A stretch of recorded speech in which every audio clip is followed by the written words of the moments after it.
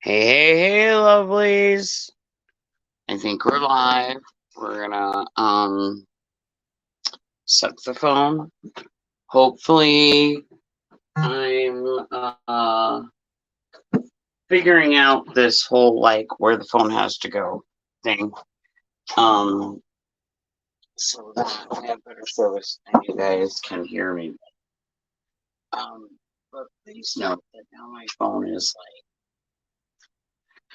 like across the room, so if I don't get to your comments right away, you just gotta wait longer. That's pretty much how it's gonna be. Oh man. Oh, glasses. Woohoo! Yes, I'm not gonna be blind. Sweet. So far, I know Pam's here. Hi, Pam. Good to see you. We've got one viewer on, according to this. I'm sure there's more, because I know it doesn't tell me forking everybody that's actually listening. Can't sign in, no code. What do you mean, no code? You shouldn't need a code, Scott. What are you talking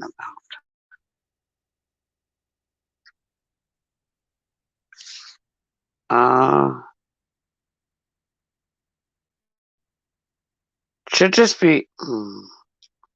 It doesn't do me any good to tell her that, does it, guys? Because okay.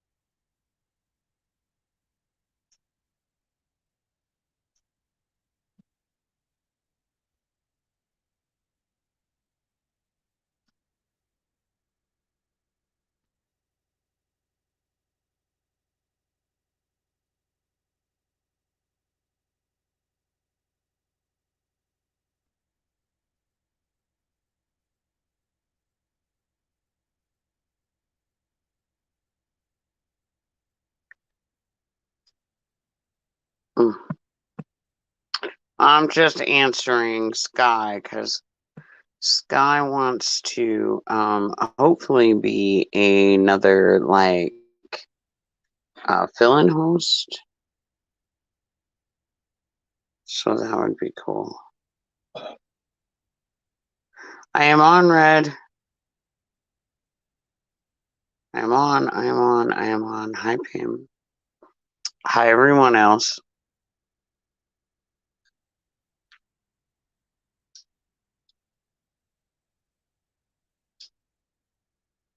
So, ooh, TLO, hey. What you doing, buddy? How's it going? Where you been? What's up? Talk to me. Talk to me. I'll talk back.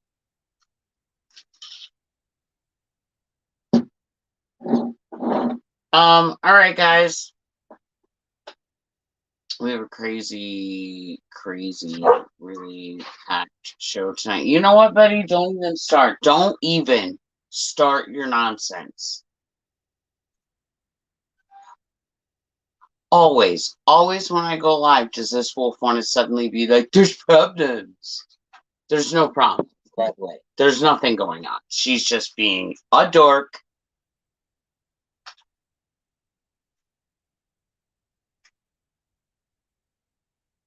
Oh, well, there's lots of shit. What kind of shit are you talking about, Taylor? What's shaking, bacon?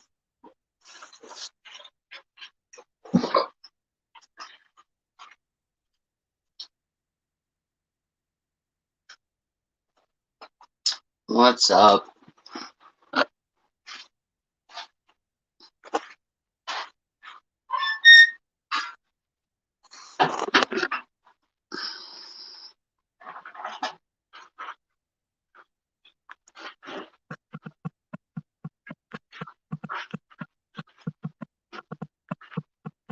Fat fingers, little keys. People, fat fingers, little keys.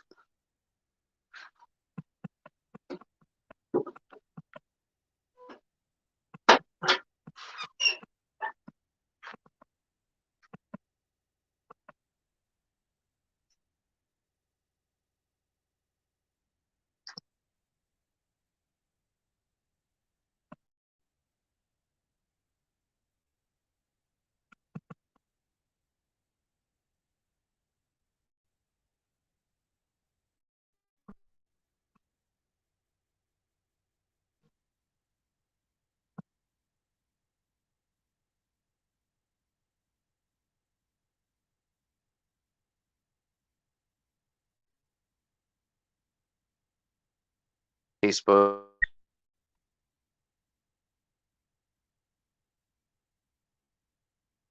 Life's drama is constant decay. You are so full of happiness, TLO. I mean, I don't know how you hold it all in.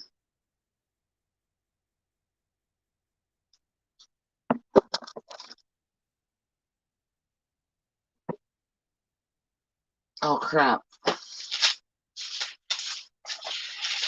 Let me find shit. Hold on. You know me, I'm always writing shit down. I'm gonna put this in, find shit. It's ridiculous. We want to start. What are we doing? Oh, right. I needed to repeat February's moon news for y'all. Right. Okay.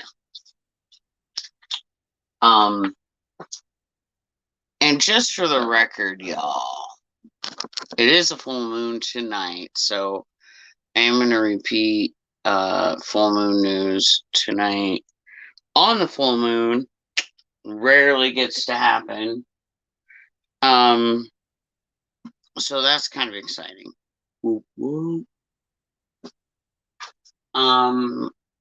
Okay, so we're gonna, I mean, other than what we're already doing and answering stuff. First of all, Scrappy's here. Say hi, Scrappy. Hey guys, how's it going? Scrappy has volunteered to be another stand-in for Scarlet because Scarlet is at the summit. She's super freaking busy and she has very limited time anymore. So getting a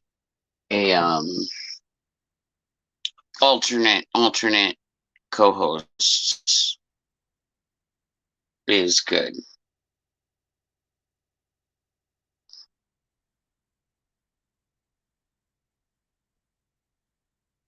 I don't understand.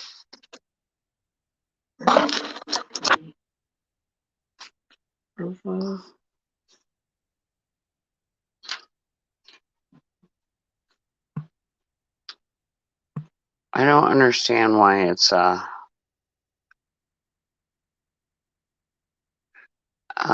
it is not the wolf moon.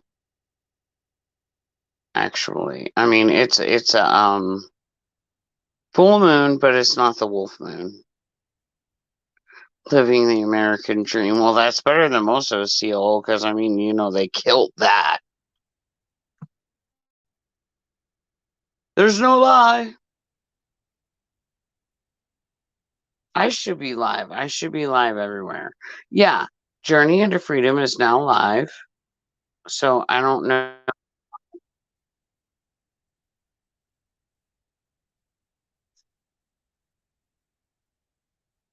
I don't know how to tell anybody to go listen to a live.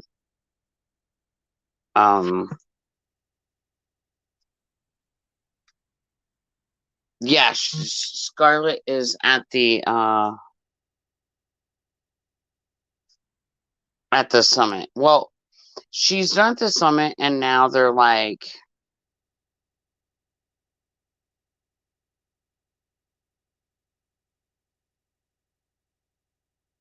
Pam, can you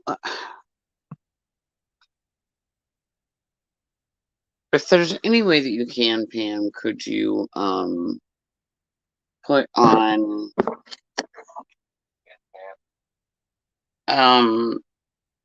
put a link up so that people can find the live on my Facebook. Please. If you can. If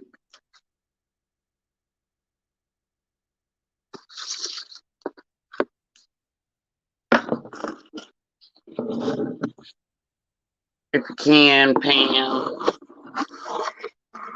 If not, it's okay. I get that too. She did meet a whole lot of people, and she's got this huge thing that's going on, and she's super excited, and there's like a whole gig about it. Like, so. So, yeah, you can. How'd you get there? I went to the Journey into Freedom page. That's what I said. She says she's messaging saying it won't let her. Do you have the correct account? She has got hacked before. I don't. Well, yeah, she's talking to me, so she's like, I can't get in. Oh. I was like, yeah, I went to the regular Journey into Freedom page. You can even call in. Thanks, buddy. I appreciate it. Yeah, I don't know how to get her a link better than what I did. I sent her an invite, which should have let her come right into the live. What if we tag her here? Yeah, tag her and see if it'll. Because I don't know what else to do for. I mean, I would really like Sky to be able to listen.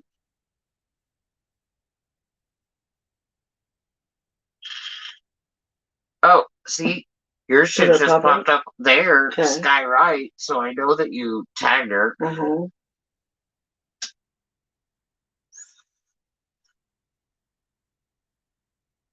just to make sure we got the right Sky Right.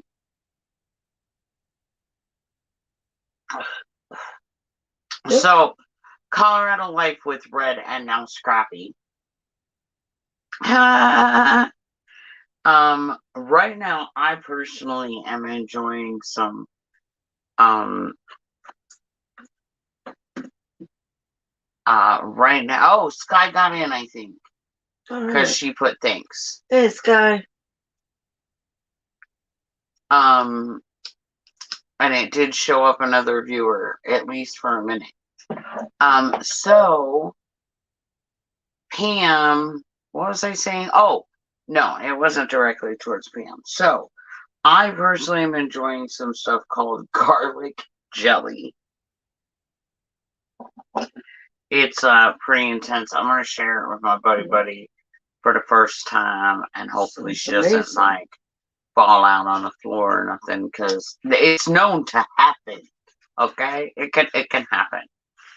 Hi Sky, I'm glad that you made it, and Pam, Sky, Pam. I don't think you guys can see each other's comments because Pam is actually listening from YouTube.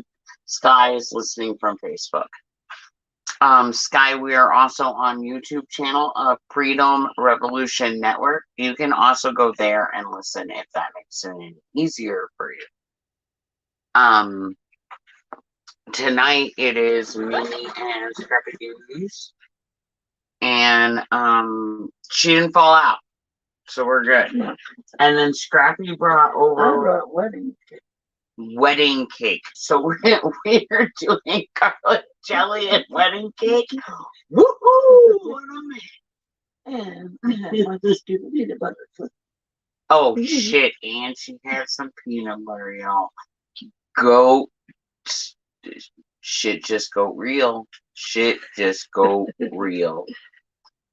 All right. I'm glad that you made it. I'm glad that you're listening, Sky. You're so welcome. We are doing our Colorado Life with Red and Scrappy, which is when we talk about like what we're smoking. I don't know what the specs are on her wedding cake. I don't know either.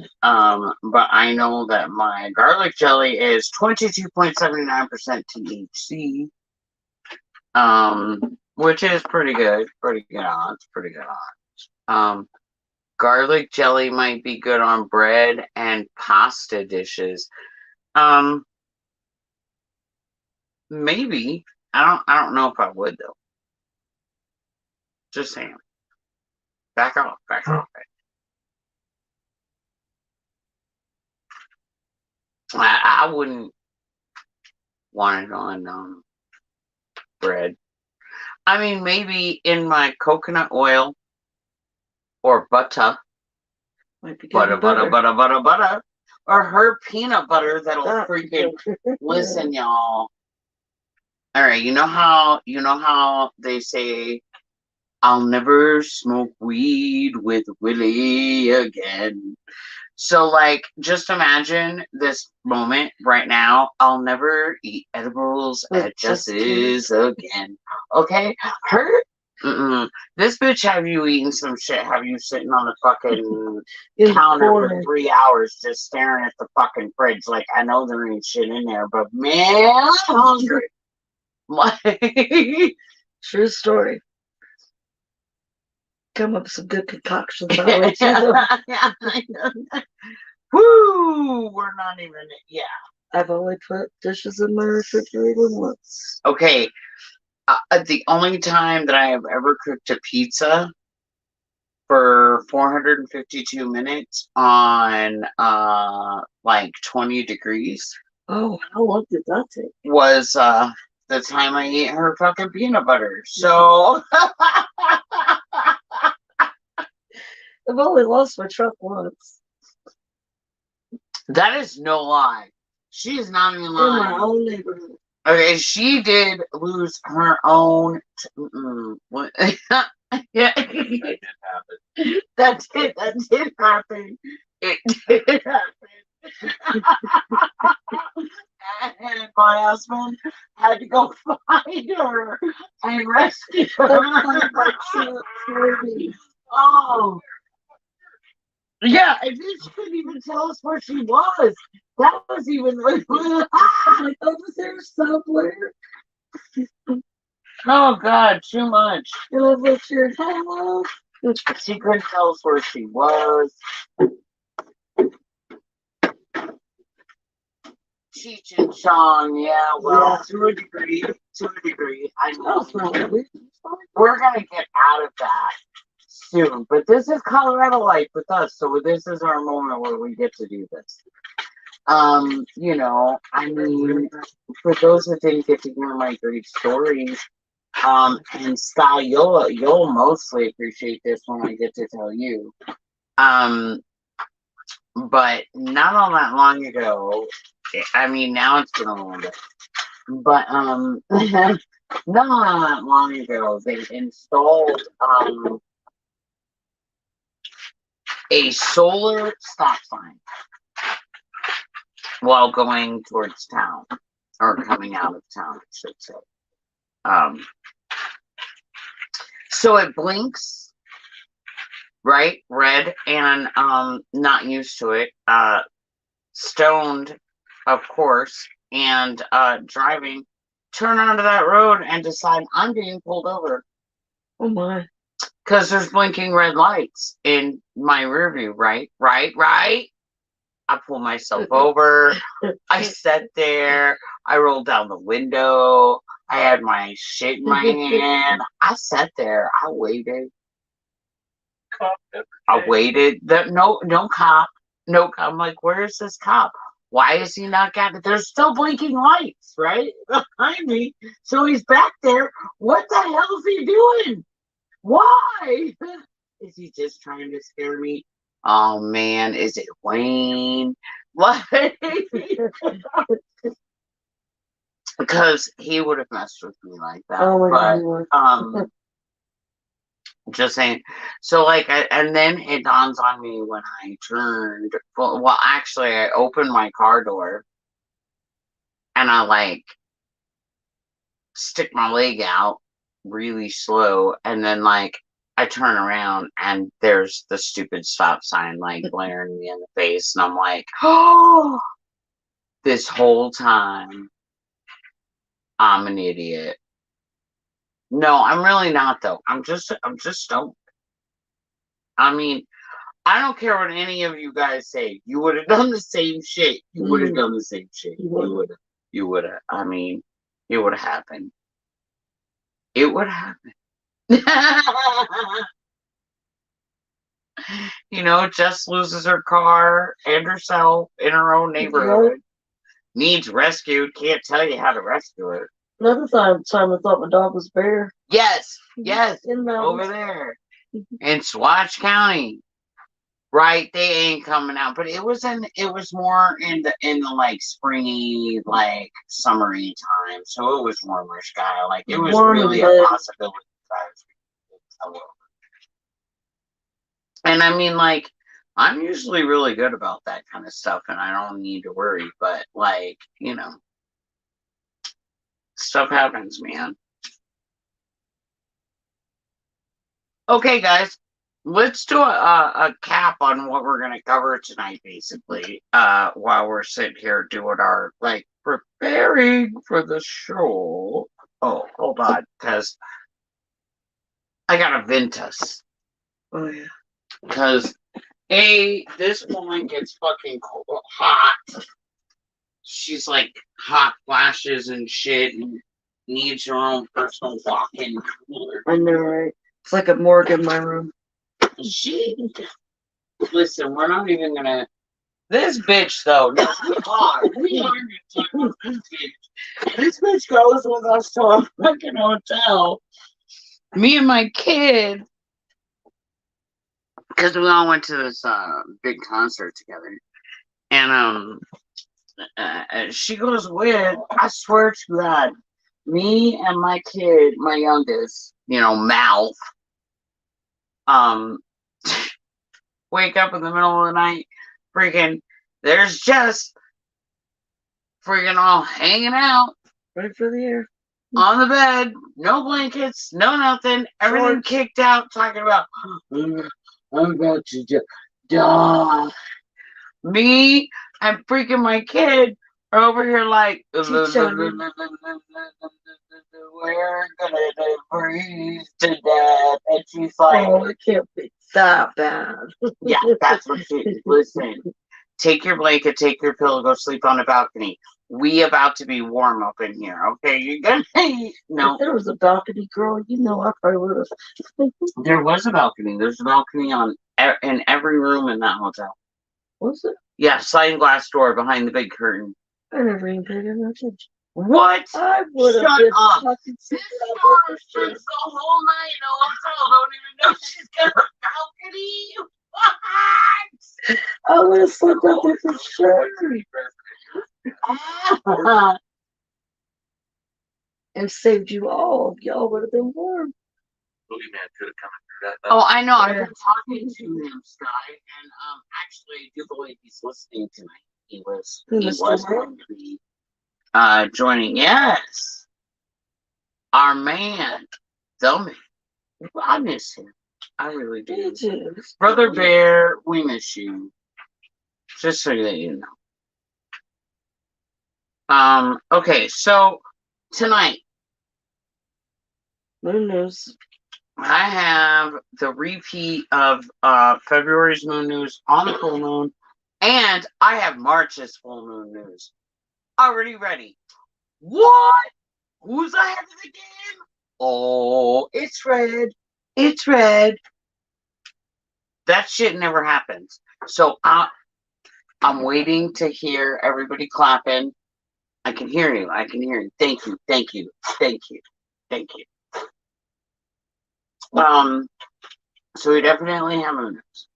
And then, hey, grind your teeth. Fine. What are you doing? Peanut Gallery is always present, as usual. And we love him. Against his will. And yeah, it's always against his will. Like, twisted as a I hold him up with my Glocks and roses every Sunday from 6 to 10 and make them listen. Because I have anywhere else to go.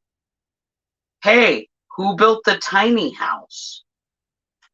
Wasn't me. You could have built a bigger house, bro. I built you a studio loft to do your show in. Oh, that's true. And then my son stole it. Mm-hmm. So I don't.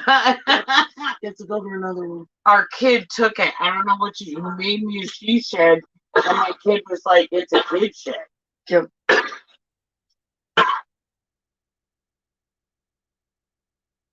You don't think that? I don't think that that's bullshit, because I do. Even Elio's agreed. I think that was her. No, it was the grinder. I know we think it's the bird, but it was not. She It got was, back later. it was not Ellie Belly. Okay, so I do have to warn everybody that there is a wing girl. And, for the most part, she's usually pretty quiet. But she will random ass just say what she wants to say when she wants to say it, and we have no control of it. So um if and we really don't know what she's gonna say. So like birds, man. That talking chickens, they're freaking amazing and scary as hell. That's kind of the consensus on that. So just know that there is a wing girl always in the background. I really need to start putting that in the show description now. But you know, Ellie's new and new to the show. I mean, she's not new to the household anymore, but she's definitely new for me being on air. So I often forget that a lot of people out there, new listeners especially, have no idea that I have fulfilled like yet another one of my dreams of life,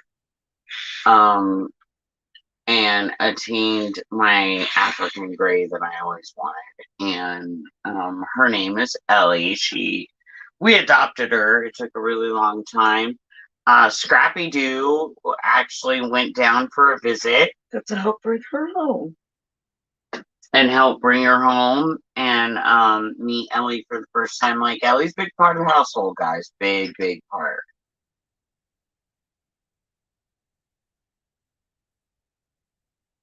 Pam says, hi, Peanut Gallery.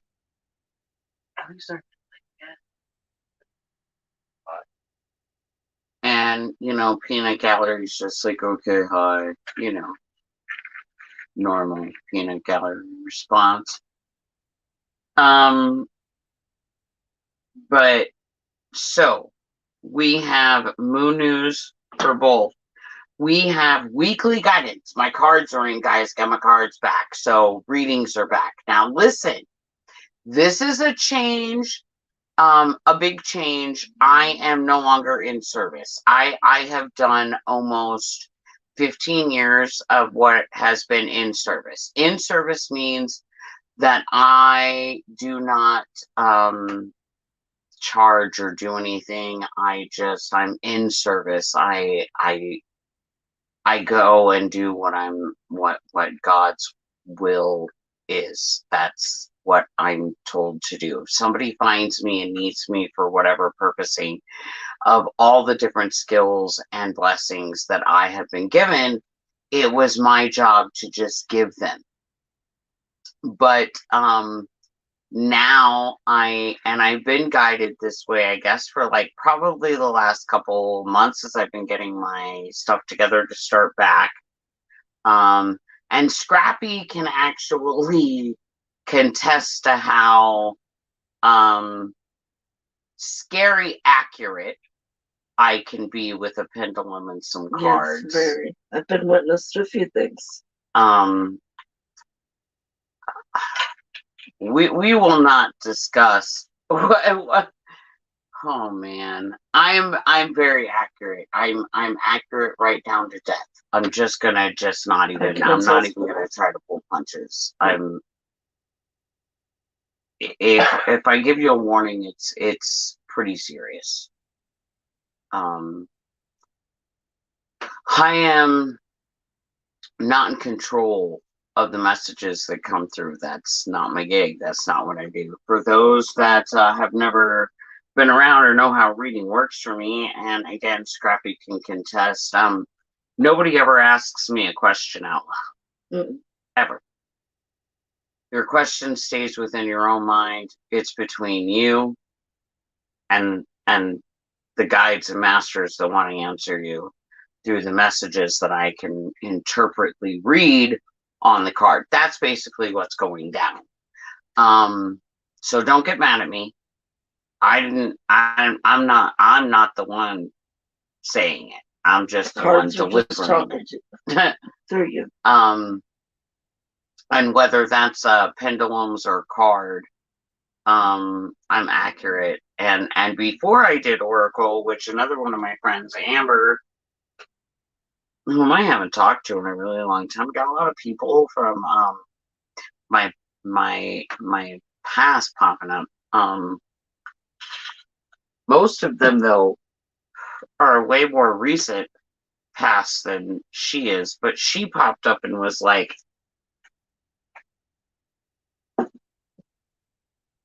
I've never done a reading since the whole death card and Bill dying and da-da-da, and I'm like, no, that's tarot. I don't do tarot. I do Oracle, which is totally different energy, totally different vibe.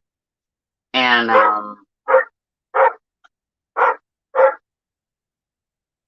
I swear with the Oracle. Something I can learn through you.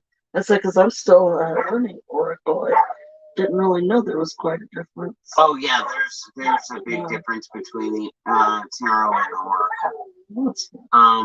Tarot has not that I'm downing anybody that reads tarot or the tarot decks.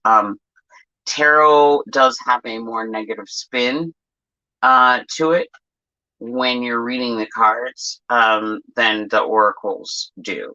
The oracles tend to be a more positive note, even when they are giving out warnings or what have. But they're back. But the biggest change is that I'm not in service anymore. So we will be doing weekly guidance, which is a one card general, just weekly, whatever messenger wants to come out and whatever message for the week should be heard. It's general consensus. It's pretty much for everybody.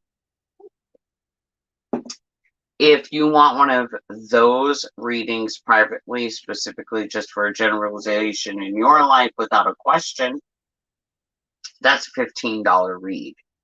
If you call in or ask for, I do limited live on air, one card, general read. Free. Only do a slight number throughout the night. I never say what number that is because, well, that's really not my decision. I like the illusion of being in control of my messages and what I'm doing, but the reality is that I'm really not.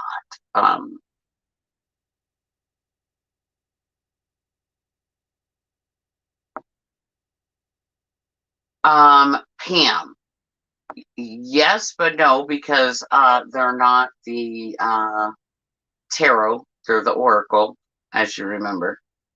I know you used to mix them up all the time. But yes, actually, I got the exact same set. Remember how we had been saying that I didn't think I was going to be able to get them after they got stolen? And they were just too expensive. Well, they were brought to me. The universe brought them back around. It was time again. So yes, they are here. They are in Pam, and I do have them back. And Pam, I forget, you've been around for a long time. So you know my on-air readings and how accurate people, listeners that would call in and get free readings were like, whoa. So yeah, I mean, they're pretty on target. If you want a private one question in-depth reading, that's $25. And then if you want multiple questions, no more than 3, in-depth reading, that's $40. And then I do offer unlimited, but that has to be a minimum of 9 questions. That's $5 per question.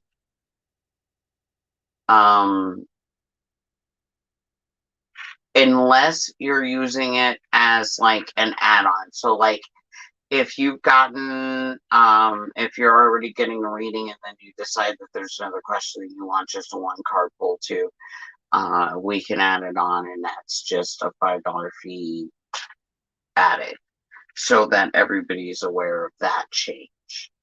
It is in the description as well. So we will be doing weekly guidance. We will be doing a reading or so throughout the night. We have spiritual message. We have Fukushima, we have not forgotten. And then we have part 3 in the secret, which is going to be the wrap up of Paley's case history, and then the beginning of Candy Jones' case history. And again, once we get through the case histories is when we're going to really crack the nut and start getting crazy with how far this book goes in. Please remember that, again, we have permission from the author, but we must do it in the manner in which that I am doing it, or I lose all permissions. Also remember that the author of this book is dead. And that more than likely she was killed for writing this book. She had to be in hiding to write it. And she got it done. She came out of hiding and mysteriously now is no longer with us. You know, coincidence. And that's pretty much gonna be the show. If anybody has questions, concerns, topics, whatnot, Scarlet will do as Scarlet does. She will pop in and out and do her thing, and we'll hear from her at some point or another, because I know she wanted to be here for reviews, but I'm not going to keep holding up. So let's do this. We have February, which I am going to remind you, if you go back to the last episode, I had already done February. So this is a recap for those that missed last episode. Moon news for February 5th. It's the snow moon. That's what they call it. I'm the messenger. It's also called the Chase the Ice Bear, Storm, and Hunger Moon. You know, because with snow comes hunger, because everything hides, and hunting was not, you know, hunting was not happening, so, you know, you were hungry.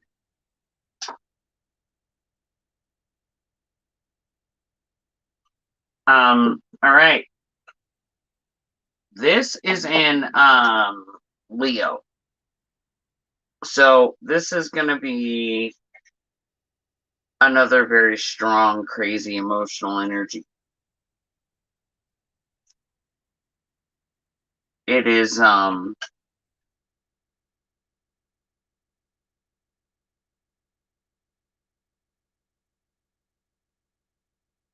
in other words, we've already been on this big emotional roller coaster from last month. It's a good emotional roller coaster. Thanks, Pam. I'm really glad I got them back too. It's been a really up and down for January, but now rolling into February, again, it's still going to be kind of a real good, crazy emotional energy. So you're not just going to be yanked right off the heightened emotional energy, which is good. So you're going to be able to kind of like transfer down, and it's going to be a little easier. We are making a big switch in the energy, though, because it's now going to be very personal, where last month it wasn't really personal, but this month it's going to be personal.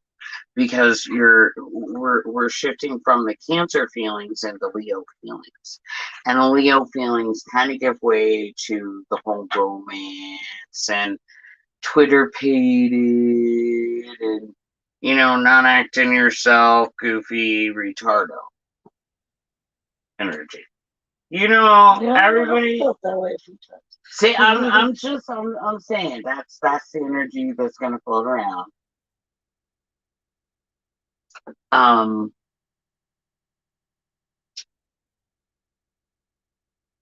It's gonna bring about some good fertile relationships and actually challenge you between romantic personal and non-personal with a heightened boost of creativity, self-expression, pleasure. Oh, I'm sorry. Self-expression and individual ego in pleasure receiving romance while being keenly aware of impersonal friendships. Feelings forcing, there needs to be that balance between the personal and non-personal. So the ways of self-expression and being proud and intense and you're just not going to be content with that. So you need to be on team, and the newfound value of independence is going to illuminate your self-conflict of the balancing. So the team versus self right now is kind of where you're going to find yourself. And that can be hard. So don't think that it's just going to be like super simple because you're emotional too, which means emotional, whether we choose to admit it or not. Okay. Emotional means emotional. So everything is emotional. Everything is an emotional investment for you right now. Any decisions that you make are emotional. Heavy emotional bursts of consciousness are going to be high right now. And allowing for the continuance of self-expression and letting go of stagnation. You need to do this for health reasons. And for the cycle, this particular moon cycle, you can expect to discover what's meant for you specifically. But you're not going to be able to dial it back.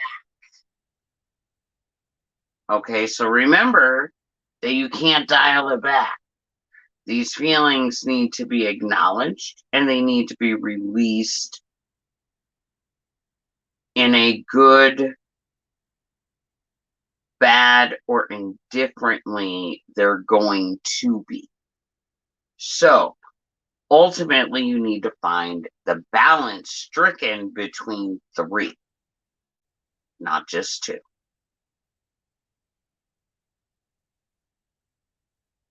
We often forget that we have the indifferent side of ourselves.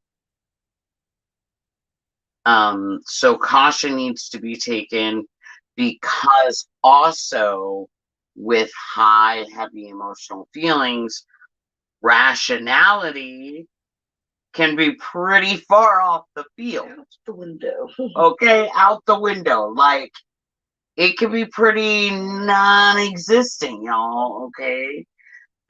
We all know heart trumps mind almost every time. I mean, anybody who's dated anybody knows. Dated and broke up and got a new girlfriend or whatever, married, divorced, whatever has gone down, friendships even. This is heart will over trump mind often.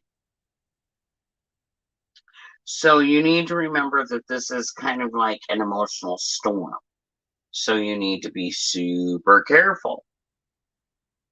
Uranus is stirring up a very unexpected rebellion right now, leading to the abrupt and premature energy that's going to lend to false epiphanies right now.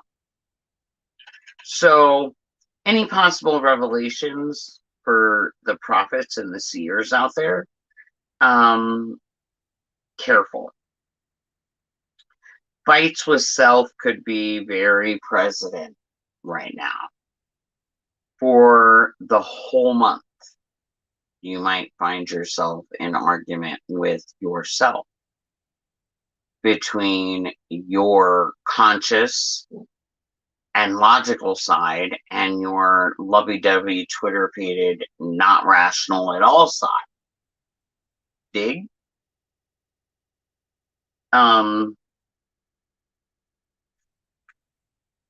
So basically, to wrap up February's moon news, it's going to lead to the final wrap on the big problems and issues in life.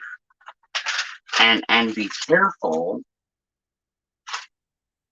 Oh, I guess it wasn't wrapping it up. It just meant wrap up. See? I'm trying to forget my homework.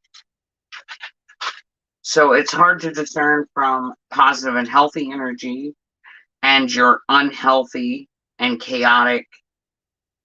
And especially now, you need to focus your romantic relationships, those personal relationships that you could experience very high aggressiveness in right now, causing issues in lovers that will need very healthy outlets, probably through sexual release fetishes, kinks, or really, really good vanilla sex. But you're gonna be knocking boots off. It's just what's gonna happen. Kind of goes hand in hand with Valentine's Day, February. Cupid, you're Twitter-pated, man. Everybody looks good except your ex. Okay? Your ex never looks good, guys. Remember that. Sure. They never look good. You're gonna look back to them and you're gonna be like, but do they? No, they don't. Nope. I don't care how single you are. These boots were made for walking. Okay? Just keep on going. Don't look back. I'm sure there's like that rear view mirror song somewhere out there. Don't do it. Don't even look in the rear view. They're your past for a reason. Keep them there. Okay, so when I say like you're Twitter-pated, not lovey-dovey, that doesn't mean bring up the past. That's not what I said. I know that's what you think you heard. So I'm clarifying. Okay, now we're going to go back to this here. You're not going to find any peace. Romantic energy is not just for romance either. So remember your friendships, your close ones. They're going to need nurturing and watering. Remember, your gardening, you got to water your plants, or you're not getting any fruit. So, one person is not a realistic outlet to meet all of your needs. And this is why friendships are so damn important in your life. And balancing the lover and the non is of great importance this cycle. And you're going to need to continue through the 20th of February, which during that time, you're going to need to nurture the romantic vibes, but balance still. And you're going to have to, don't forget to bitch about your significant other. I mean, you got to release that too.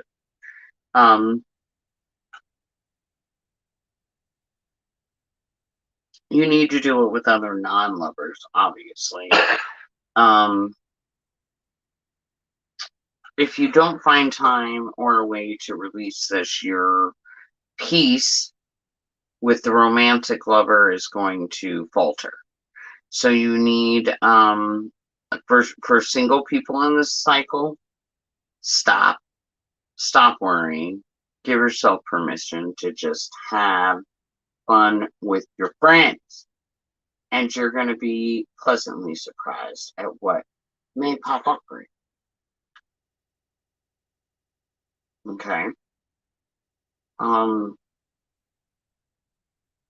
But you really need to relax and give yourself permission. Don't try to lie to yourself about it, dude. You ain't gotta lie to kick it with yourself, especially. So don't do it. You don't gotta.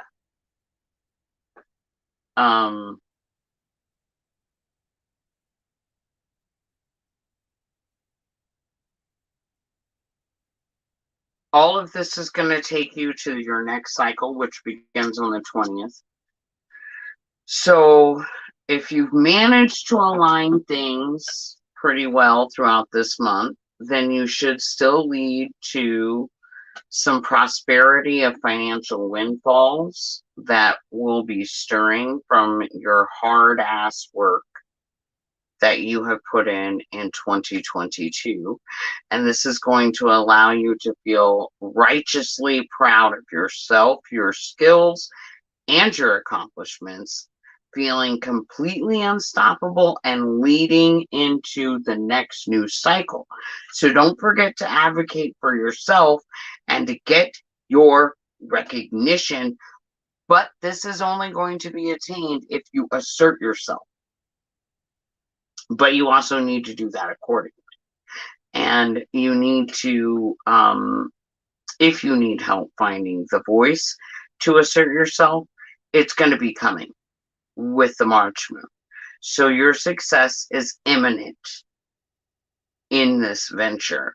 Leo full moon cycle, as this will all help lead to the next full moon cycle of continued flow and ebb. And this really could turn to a great professional year for a lot of people, which is really good to hear so early in the year. Okay, let's not forget. So let's do March's full moon news. It's the worm moon, also known as crow sugar chased, Wheaton and crust.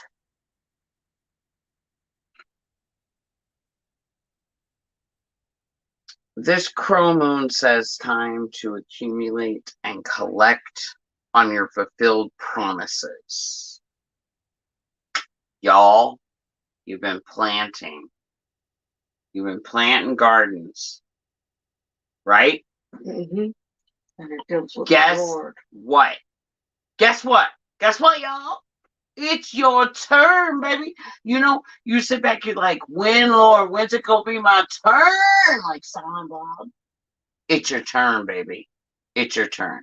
You're about to be the garden. You are about to be the garden. So, you need to be assertive to become the garden. Remember that February was setting you up for this, right? So, you should be rolling from February, if you aligned correctly, especially February's new moon, which we discussed in depth there at the end. So, this cycle with the full moon is going to ride out that emotional romance, and now it's going to bring in a renewal of all your relationships. By springtime, spring brings Love is in the air.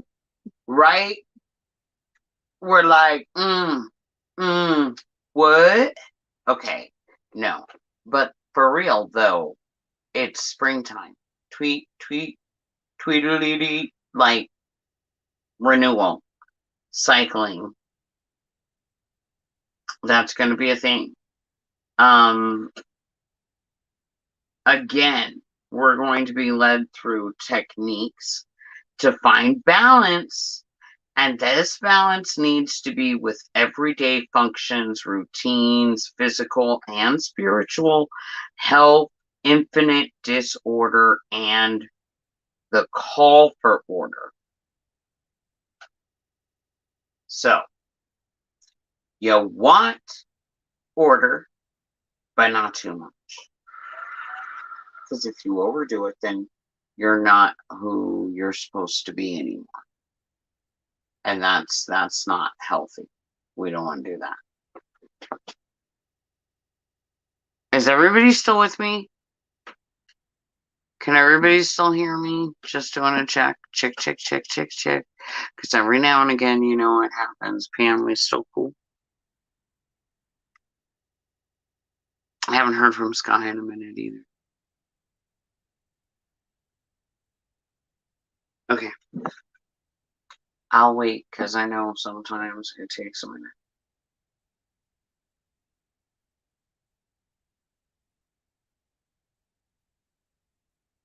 We need to remember that the spiritual self is more important in this moon cycle. So there's going to be some sort of crisis situation, and this can range from things like a Jiminy Cricket like conscience crisis to sudden realizations of what you lack in life.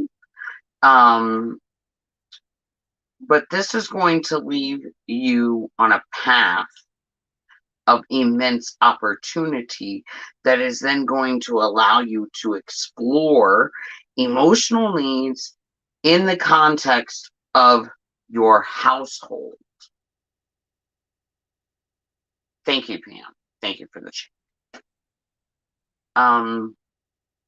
So remember not to lose sight of and continue forward with your balance between work, service, practical and impractical, because this is going to lead to the illumination between criticism and acceptance. So in your own experiences, so remember that everybody's experiences are different. So this is going to be a very personal, self-understanding energy.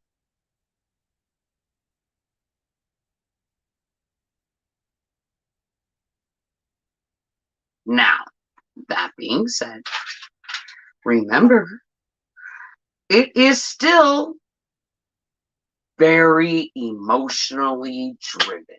We're not getting rid of this emotionally driven energy. It's in fact been getting stronger for the year, which can be scary because it's already been so up and down on the charts with emotion that it's like, we need to calm it down, Moon. Like, I don't know what you're doing up there, but can we simmer down a little bit. Right? Pump the brakes, bitch. So,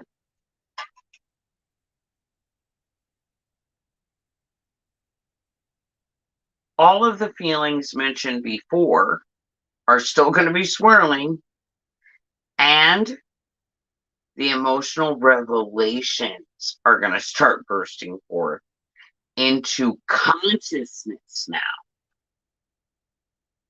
So we're gonna make that. We're gonna cross that gap. So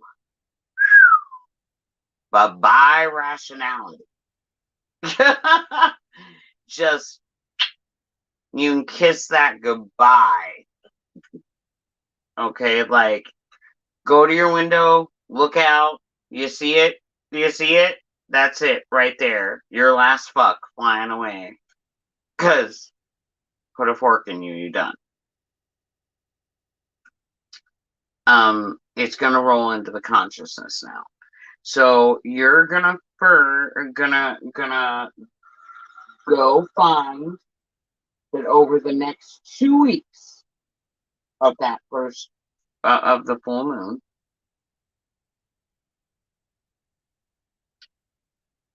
for the Crow moon cycle, people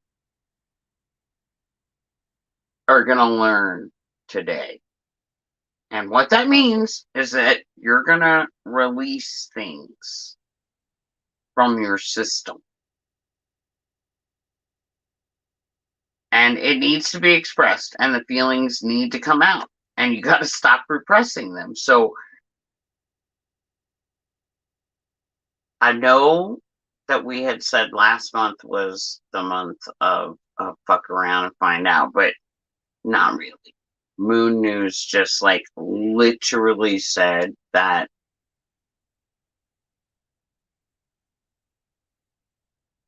March is definitely going to be the fuck around and find out moon cycle. Like, don't do it. Test Jesus, but don't test the people because they're not as strong. Okay? It's got to be done with balance, and you've got to do it with very big caution. And it's gonna you got to be careful to remember that we're not all. Remember, we are not particularly rational right now. We're specifically not going to be prone to rational thought. Still a little Twitter baited. Yeah. So, be careful. Because thoughts and feelings still running pretty high, and pump the brakes. Remember, no dial backs. So, lovelies, you need to be on high alert and listen for the intuitive thoughts, and keep your eyes open. Be aware, especially with work habits, health, and routines. This worm moon is the final full moon of winter. March will be the last full moon in winter. That's it. We're gonna be out of the winter.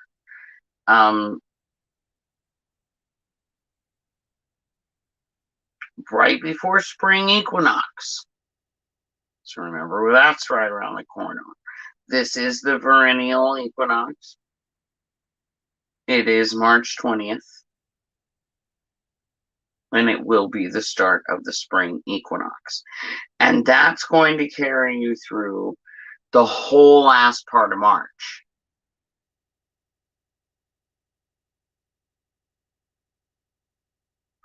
And then lead into April's pink full moon. So on April 6th, that's going to start your new cycle. And overall, March moon cycle is still carrying heavy, emotionally needy vibes. But it's in a good and hopefully very lucrative and fertile way, and that the Crow moon will be leading you into an astronomical spring and the end of the astronomical winter. So then the new moon, which will be March 21st, and it's starting toward the April energy. This worm moon, however, will not be setting Easter's date this year. The pink full moon of April is going to be picking Easter's date this year. So this is no compromise feeling, this moon. And it's going to lead to an action take bit. And it's not going to be fooling around, and that's going to need safety. And it's going to be directly linked to order and clarity while still sustaining a high emotion. So you need to get those imperfections cleared. Maybe we should be more well, you definitely need to be more self-tolerant and declutter. Declutter. The chaos and the disorganization is going to start building up, and these things are not good. And it's not a good time for surgery. No surgeries. You don't want to be doing surgeries. Do not go there. Remember that you are not in control and that your expectations might be a little high. So you need to trust in universal consciousness, and then you need to actually allow it to do what it does. See, acknowledging isn't enough. You actually got to let it do its thing. A lot of people don't know how to do that.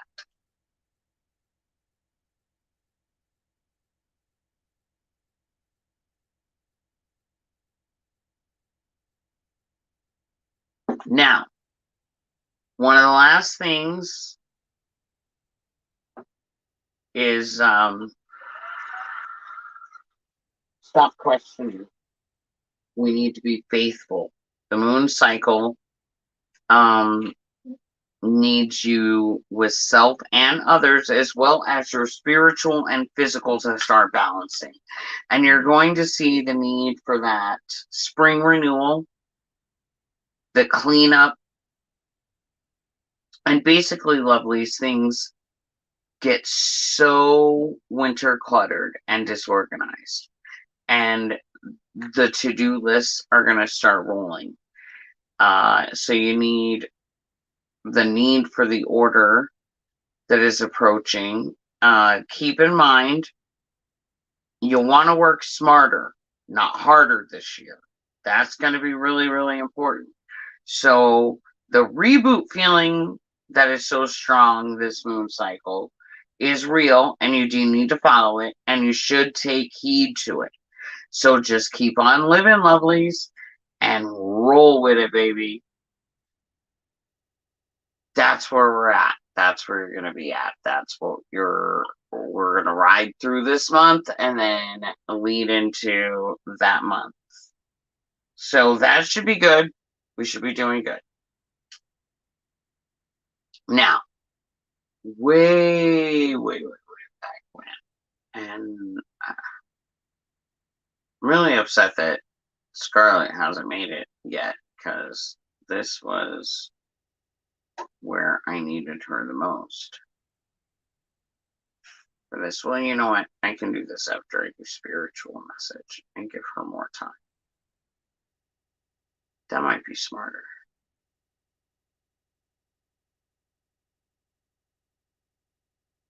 So what do you think? Like it? Cool. Moon News is usually pretty right on the money. People tend to get it. Kind of makes sense with the way I've been acting towards things at home. Right? Like you hear it, you're like, whoa. Yeah. That fits. That I get a lot it. of sense now. Right. You're like, I get it. I feel it.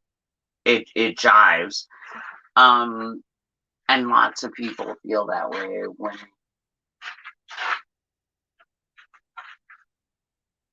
when they get through Moon News for real.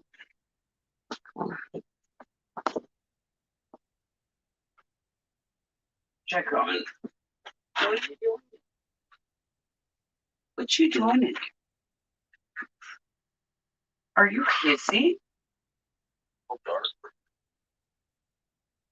Here you go. Let's see a little bit. Here you go, baby. Is that better? No. Get. They don't want to be a part of the show. Well, I think she just couldn't. Oh, damn.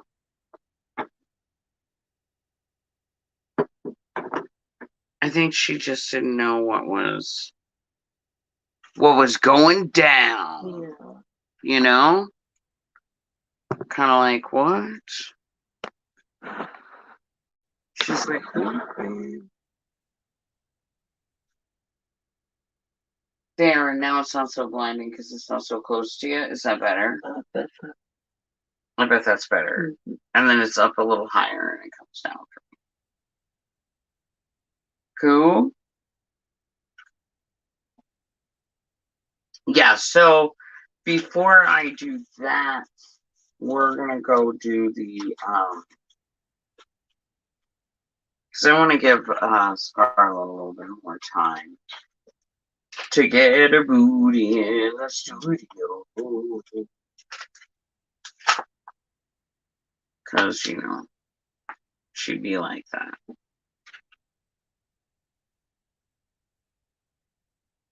Oh, not where she's supposed to be. Swear to God. Chase the storms. That'd be cool. No, she's not chasing storms. She was at the conference. Oh, wait, Conference that's right. is over. That's right. And her butt is just sitting in the freaking hotel right now. Chillaxing and being like, I can't do the show. No, she's probably really not. She is in the hotel. And she is chillaxing. Yeah. But deserved. But she still has, like, the whole weather team is still with her and everything. And they, like, accomplished some really great things. And she's super excited. And she did a whole lot of amazing things.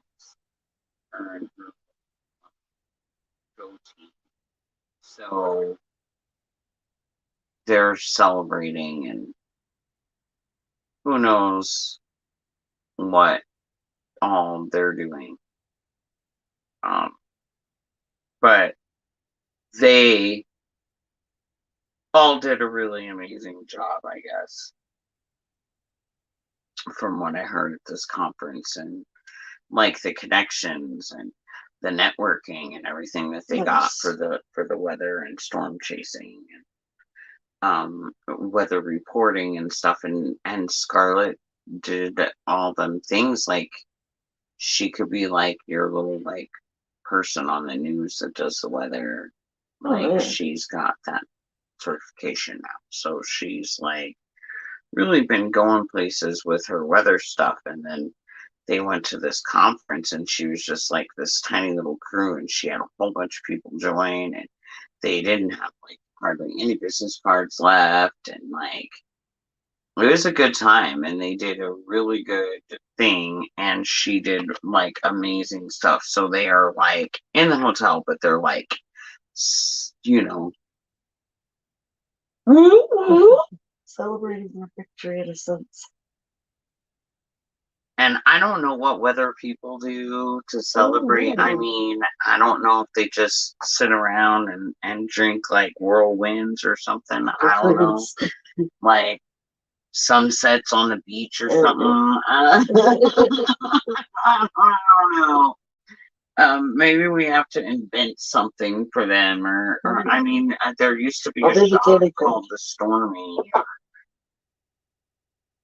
or something. I don't know. I don't know what they do, but whatever it is, they're like woo woo, woo woo, all over the place,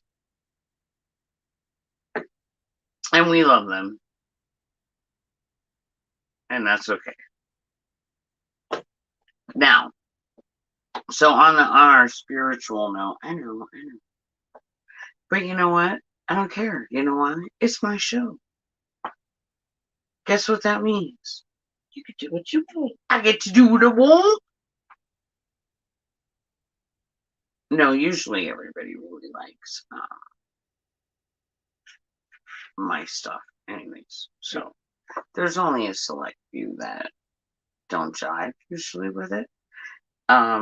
But anyways, I just call it spiritual message time because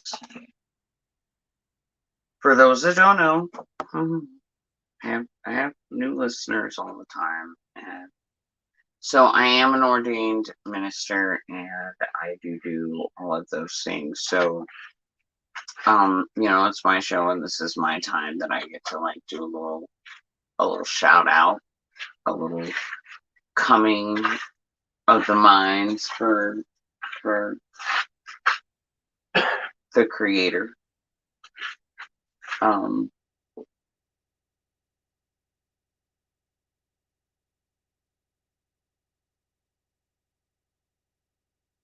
And so here we are.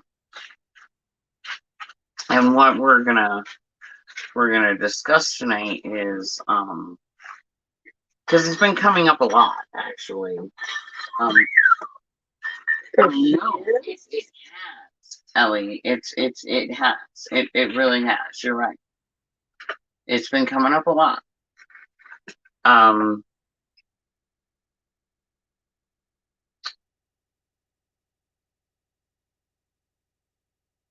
And it's been in multiple conversations throughout multiple people.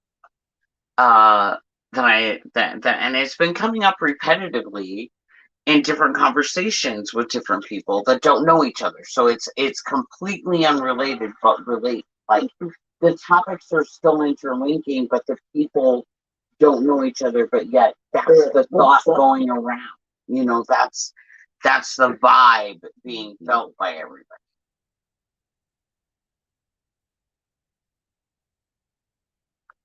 Oh, right. They have a drink called the Hurricane. Yeah, I'm sure they know about it. They're, crazy psycho partiers and all, chasing down storms and shit.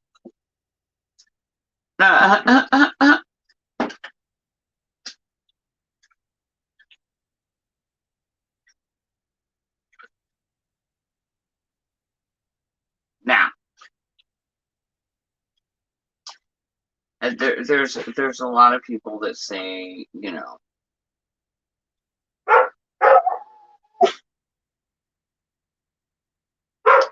they're devout in their beliefs or their religion, but they're horrifically judgmental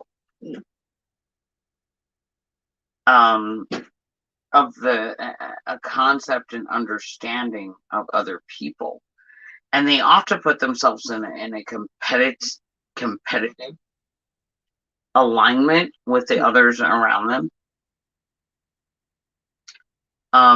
comparing themselves, tearing down others, gossiping in a religious sense. Okay.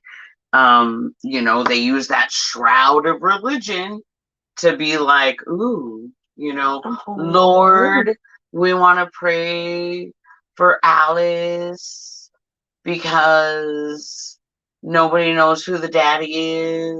So if you know who the daddy is, we pray. I mean, come on. Nobody else knew that Alice didn't know. Okay. You just told the whole church. Why? Because you gossiping. Okay.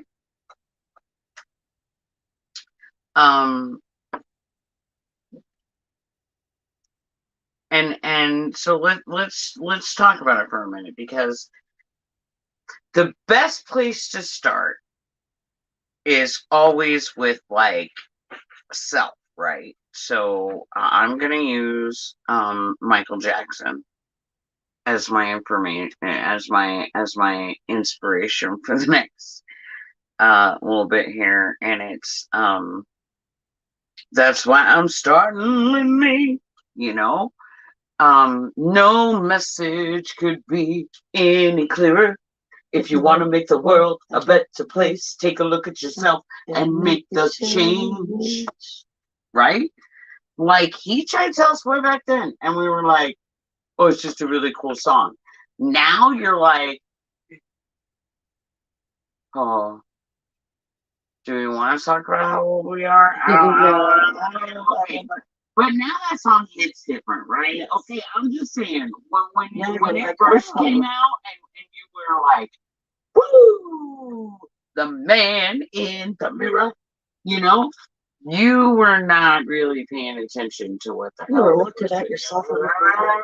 You were looking at yourself in the mirror and trying to do Michael Jackson dance that nobody could do because nobody knew that man had special shoes and pegs in the floor and shit all going down. Okay, nobody knew. No.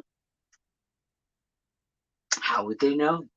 The TikToks, how would they know? How would they know? So I mean, I'm just saying.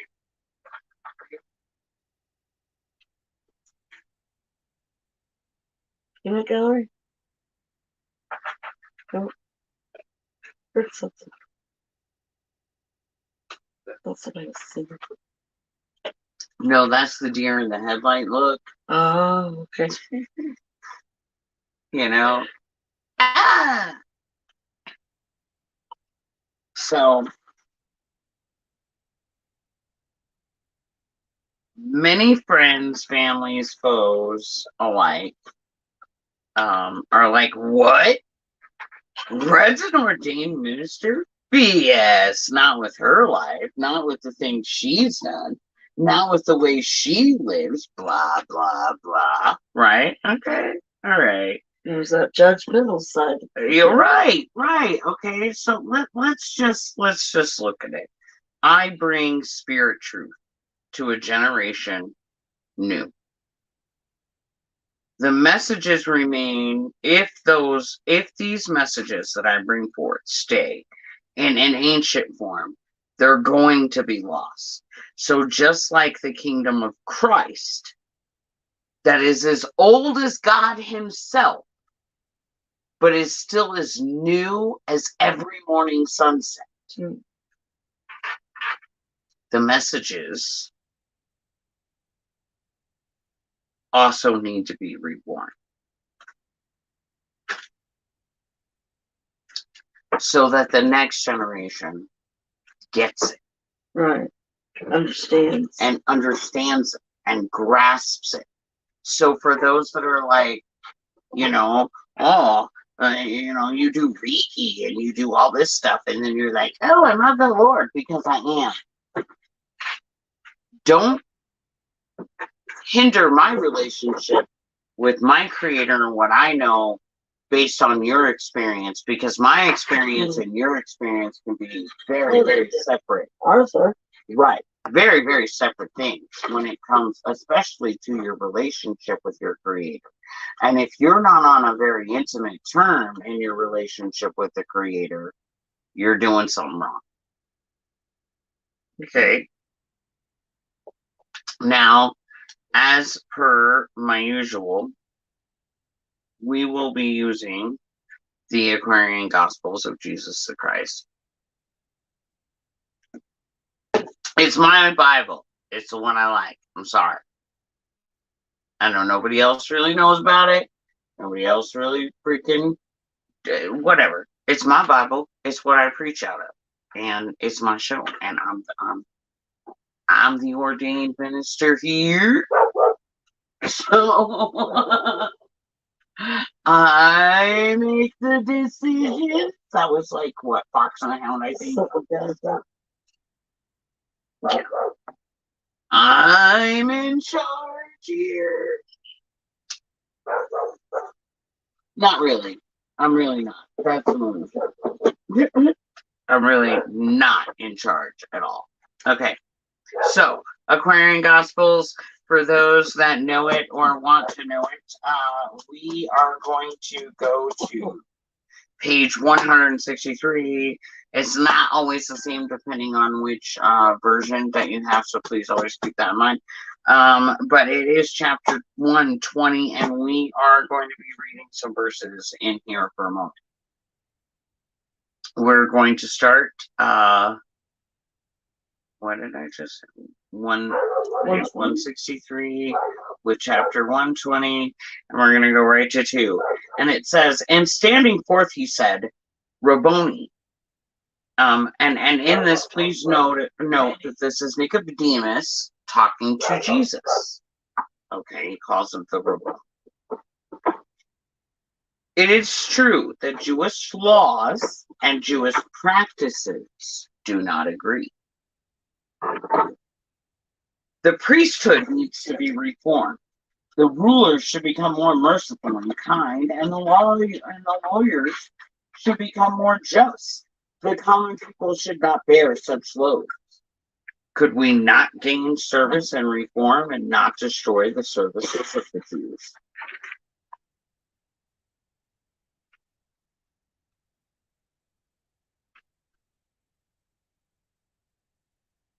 Now Jesus says,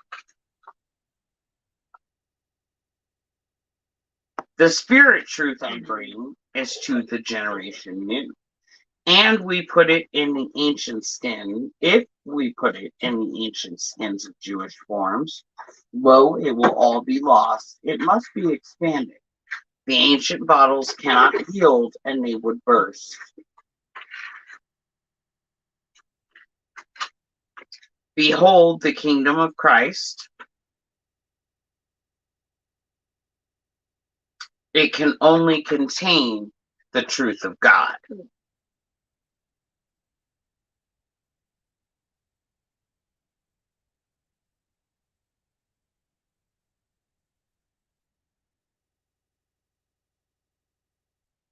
Jairus enters, bows at Jesus' feet, and says, Master, hear my prayer. My child is very sick. I fear that she will die. But this I know, that if you will but come and speak the word, my child will live.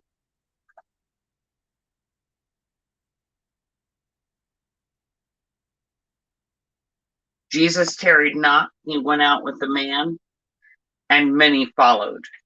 As they went, a woman who had been plagued with hemorrhage many years, subject of experiment of doctors, near and far, even back then, experimentation.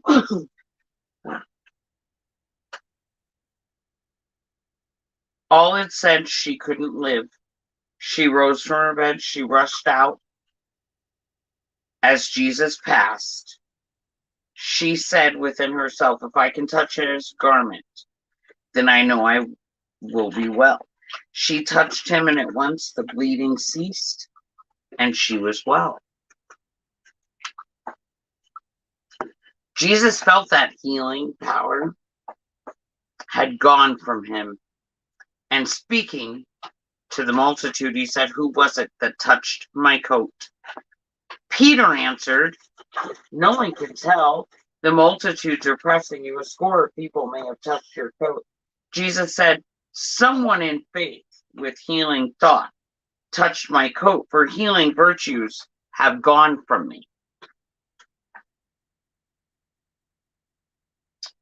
When the woman knew that what she did was known, she came, she knelt at his feet. Jesus said to her, your faith has made you whole. Go in peace.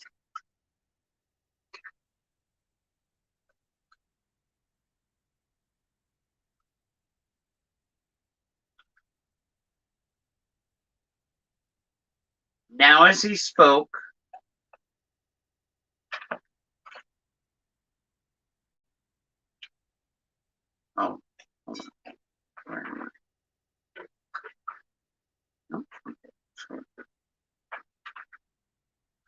Jesus said, Jairus, man of faith, do not permit your faith to waver in this trying hour.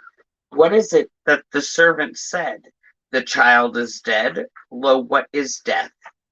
It is the passing of the soul out of the house of the flesh. So out of the body. Right.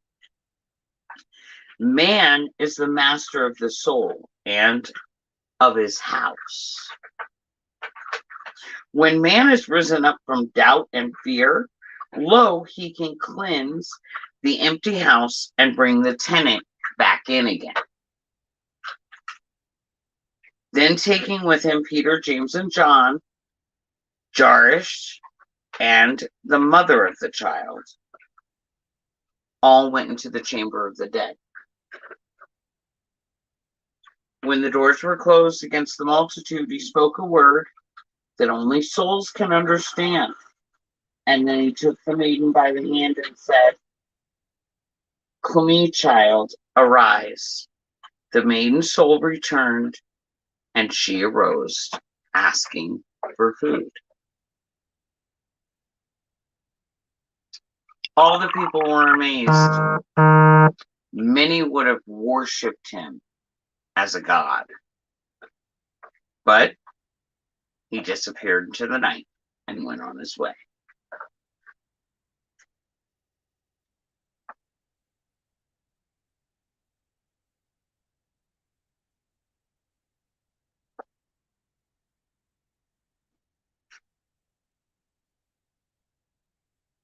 I'm going to go back over here.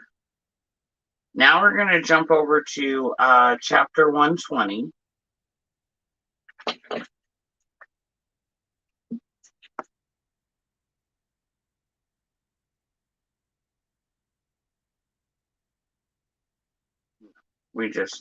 Page 100. I'm sorry, page 100, chapter 69.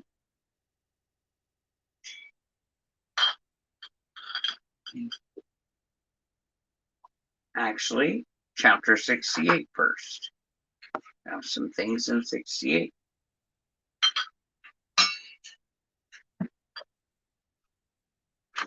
They need not fear a messenger whom God sends forth to the earth.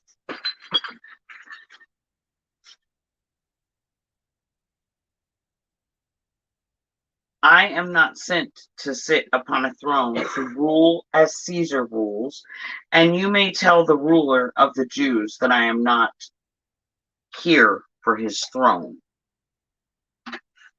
Men call me Christ, and God has recognized the name, but Christ is not a man. The Christ is universal love, and love is the king.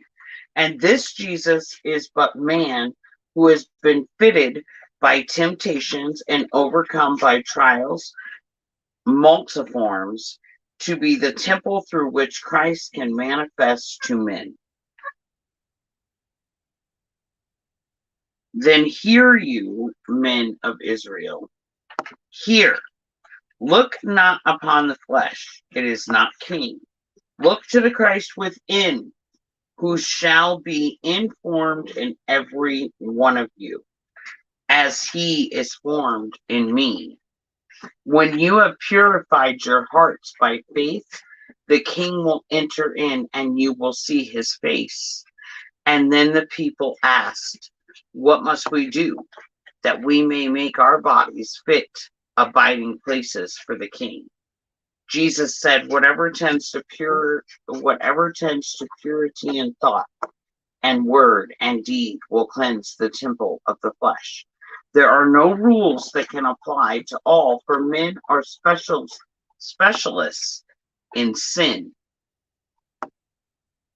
Each has his own besetting sin. And each must study for himself how he can best transmute his tendencies to evil things so to that of righteousness and love. Until men reach the higher plane and get away from selfishness, this rule will give the best results. Do unto other men what you would have them do to you. And many of the people said, we know that Jesus is the Christ, the King who was to come, and blessed be his name. And now Jesus and his 6 disciples turned their faces toward Jerusalem and followed, and many people followed them.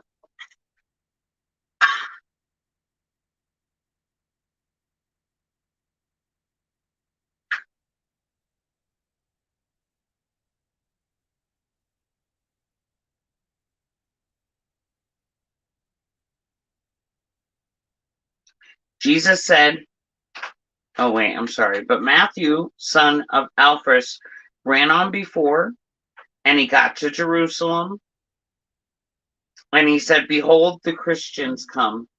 The multitudes came forth to see the king," but Jesus did not speak to anyone until he reached the temple court. And then he opened up a book and he read simply, "Behold, I send my messenger, and he will pave the way. And Christ, for whom you wait, will come into his temple unannounced. Behold, for he will come, says God, the Lord of hosts." And then he closed the book, said nothing else, left the temple.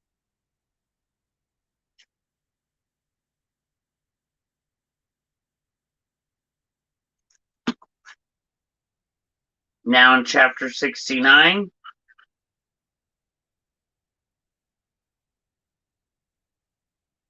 and when the ruler asked for proof of Jesus's messiahship and why he did not come to the synagogue when he was bowed to, Jesus said, "I am not slave to any man. I am not called into this ministry by priest. It is not mine to answer when men call. I come the Christ of God. I answer unto God alone. Who gave you the right to ask for proof of my messiahship? My proof lies in my words and my works. And so if you will follow me, you will not lack for proof." And then the ruler went his way, asking himself, "In what manner of man is this to disregard the ruler of a synagogue?"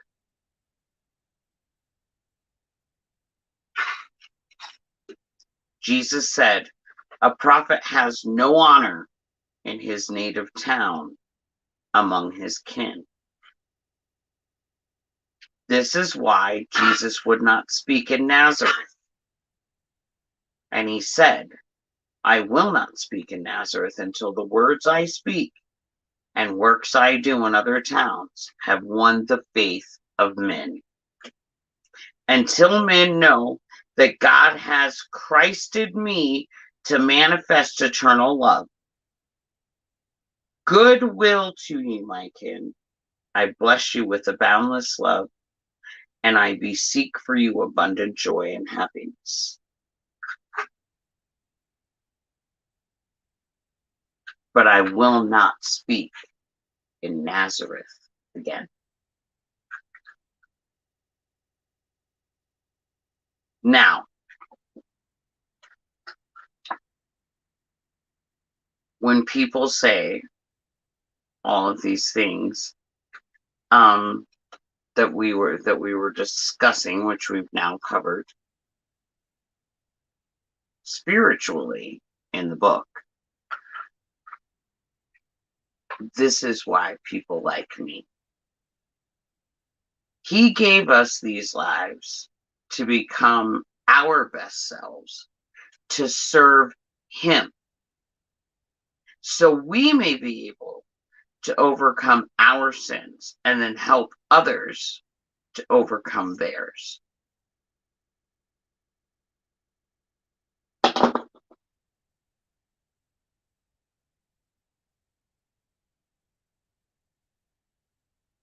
Chapter 71, Jesus said, "I cannot show the king unless you see with eyes of soul, because the kingdom of the king is in the soul."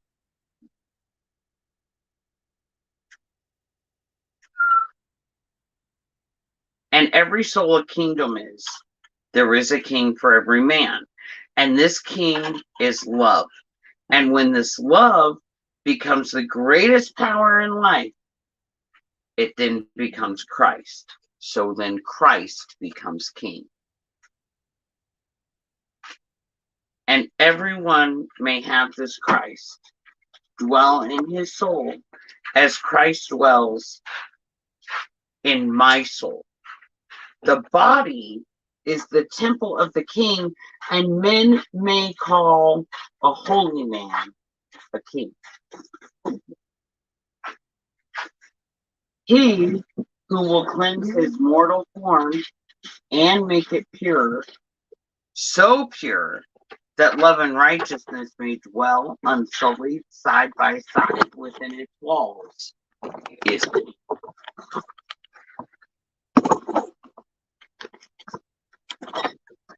the kings of earth clothed in royal robe. I need up and sit in state that men may stand in awe of them. A king of heaven, however, may wear a fisher's garb, may sit in the mart of trade, may till the soil, or be a gleaner in the field.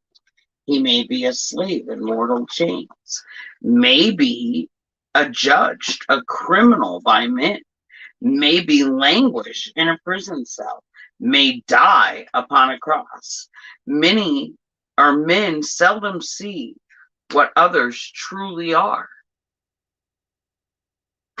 The human senses sense what seems to be, and that which seems to be, and that which is, may be very diverse in every way.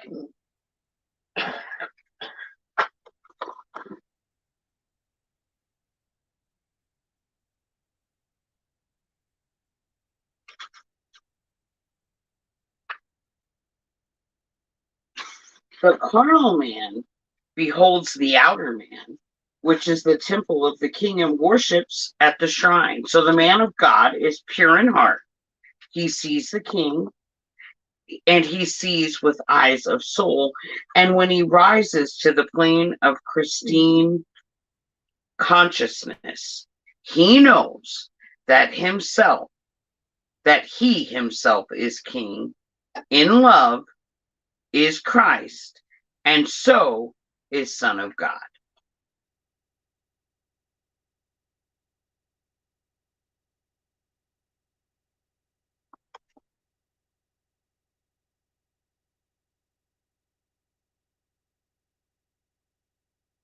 So it just backed up the whole we are divine beings having a human experience.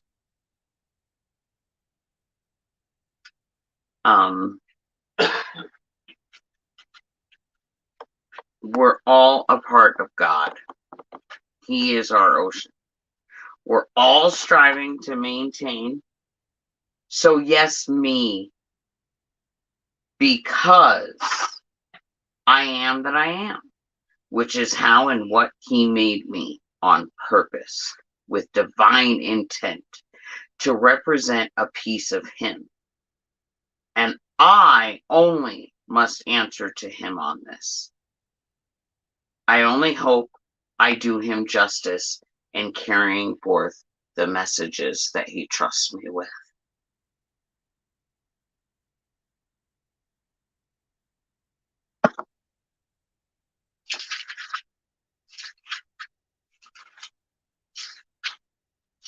And that is our spiritual message. Which Ellie made a little bit of a, woo woo in her moment there, because Ellie Bird. Freaking Ellie Bird. Everybody still with me? Everybody good to go? Oh.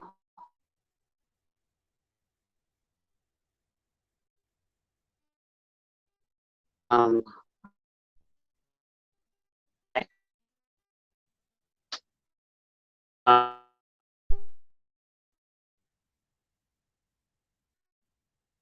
haven't seen any comments flowing, so I hope everybody's still around, because we are going to do an old but yet new segment now. Good, thank you. Thank you, TLO. Thank you. Thank you, Pam. Glad you guys are still, hanging out. Oh, did we do weekly guidance? We didn't. We did not. We didn't because, again, we were waiting on Scarlet and she hasn't made it. So here we go. Woo, woo. Ha, ha. Ladies and gentlemen, shit's about to go real. All right. So, could we find a way? Oh. Yeah. Got my cards. They are out. They are out.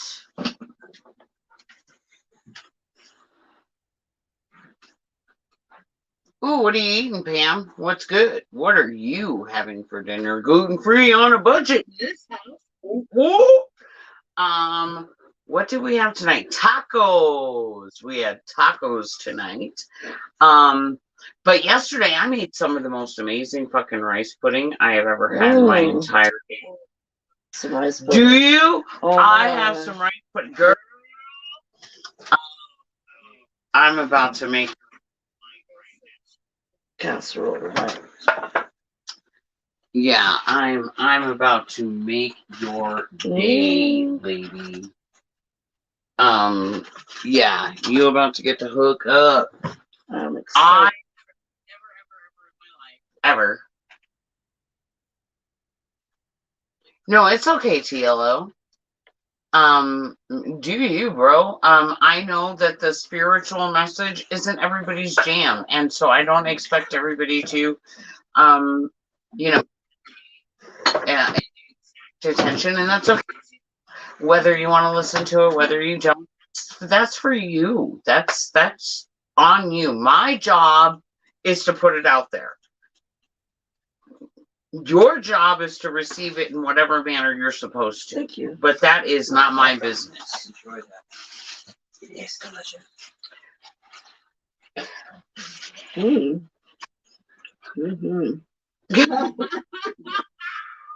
This good. I have never made it before in my life. I'm glad that you do, TLO. Mac and cheese bites with spaghetti sauce from Walmart. No offense, Pam, but gross. Yep. I mean, do you, baby? Do you? If it's your jam and you like it, that would be hard no. Do you know they have breakfast chicken nuggets now? I do. I got this for the baby yesterday. Different. Very different.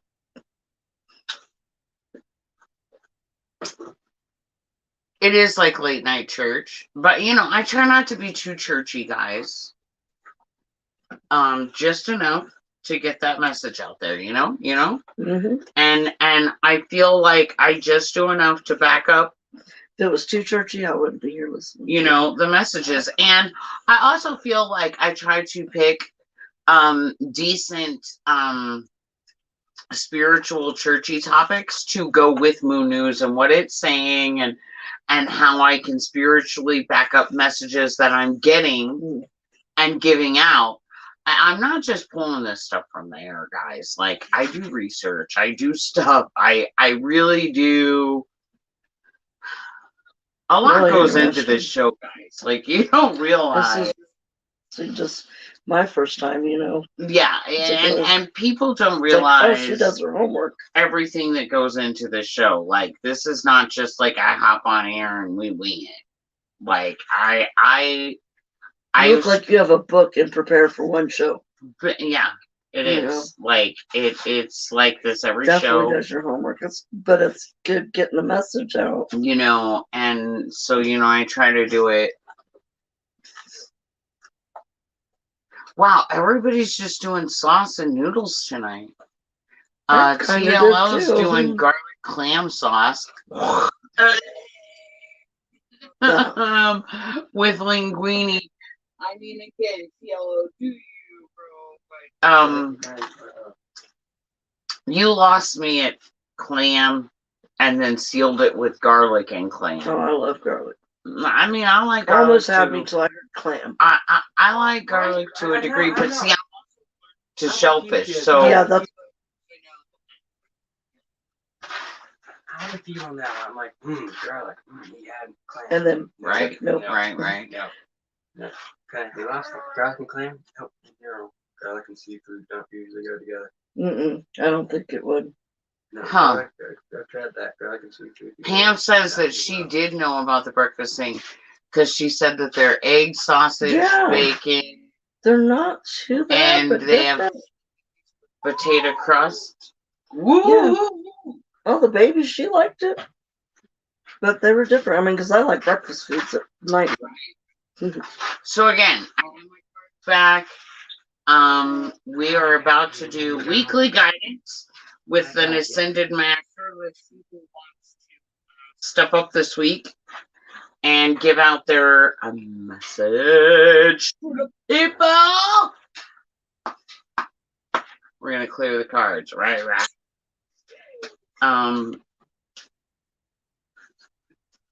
Yeah, that's fine. Night, Ellie. Love you, babies. It's her nighttime. It's bedtime. And you still may hear from her, the wing lady. I am allergic to shellfish, Pam. So yes.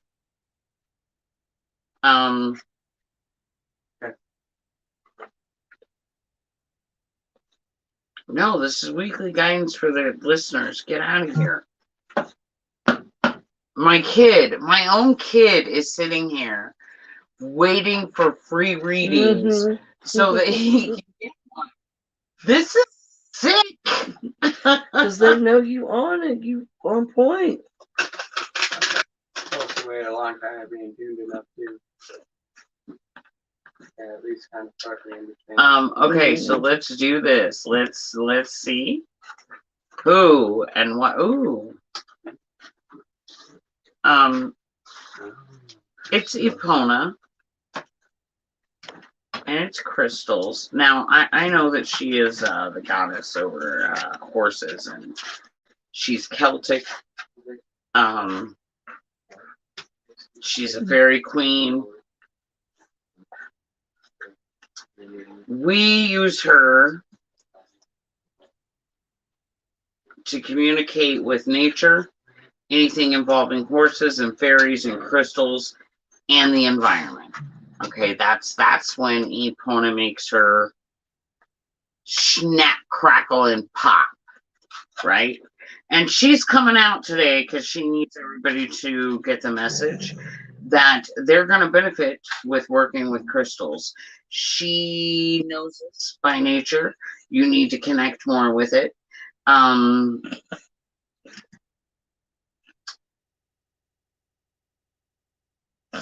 Gem shows. She's recommending you find some gem shows, and they're getting ready to come up. They are season, so she's not lying. Okay, so she's saying make your plans now to get your right over there. Like, or okay, peanut gallery. Not everybody's blessed to live where we do and find crystals just randomly on mountains. I know, just like laying on the ground. I know, right? But and then he skirts up. Okay. You can find crystals usually in metaphysical stores, spas, gem shows. You want to use them right now for healing, protection, and to increase your intuition. That's what you're looking for. And remember that you can use them all over. You can use them in the bathtub. You can use them in the bedroom. You can put them in a nightstand. You can put them in your bra. You can wear them on your body. You can hang them in your car. You can make grids. You can get a hold of a crystal Reiki master and get crystal sessions. I mean, there's tons of stuff that you can do.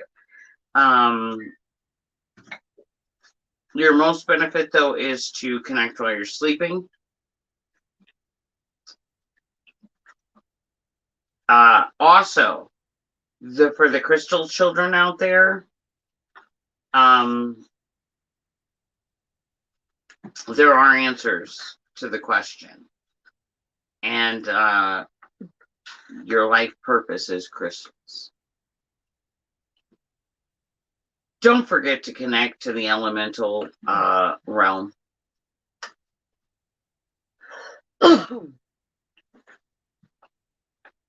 That was delicious. Definitely, if you're a horse owner or trying to be, she is definitely letting you know that this is a specific message and answer about your horse, because she is first and foremost all about that horse energy.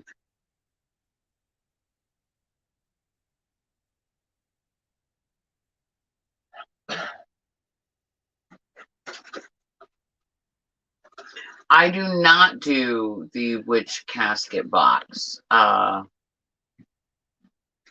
have seen it advertised. However, no, I have not.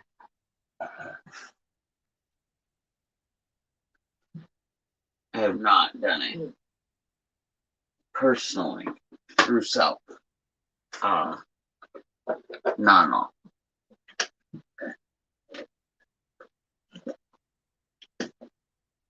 Hold up, pause. Let's see who is someone. What's your question, Jen? Are you listening live? Jen. She online?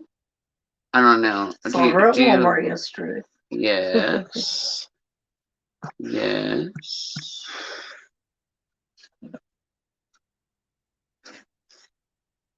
I don't know how to send it when it's like that. Okay, hold on.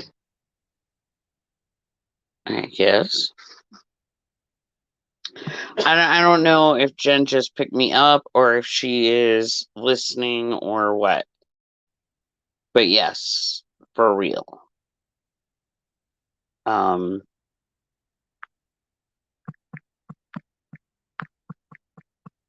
But go ahead and ask your question, Jen.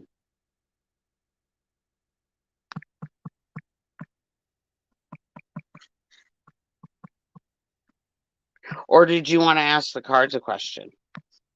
Was that what you were saying? Because you could have just nabbed a free one card general read. Maybe. I don't know. Get at me. Let me know. Let me know. If you feel it, let me know. All right. Rolling forward, because time is always limited. We're only here for 3 hours, right? I mean, I can be here for as long as I want to be here, but Scrappy's going to go at 10, because that's when we're supposed to be done. Yeah. And that and I'm with a toddler, remember? Yeah, and she's got the grandbaby to see. Yeah, she's got grandkids.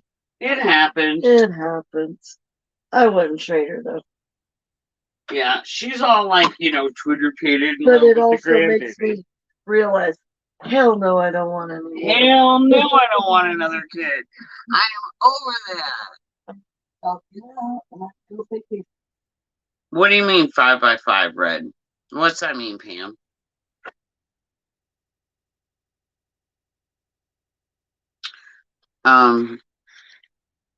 Like the spread.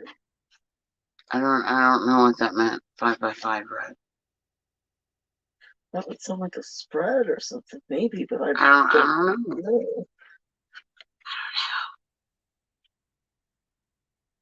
Okay, so let me know. Okay, so I am bringing back. It's old, but it's new, right? Okay, so when I started the show,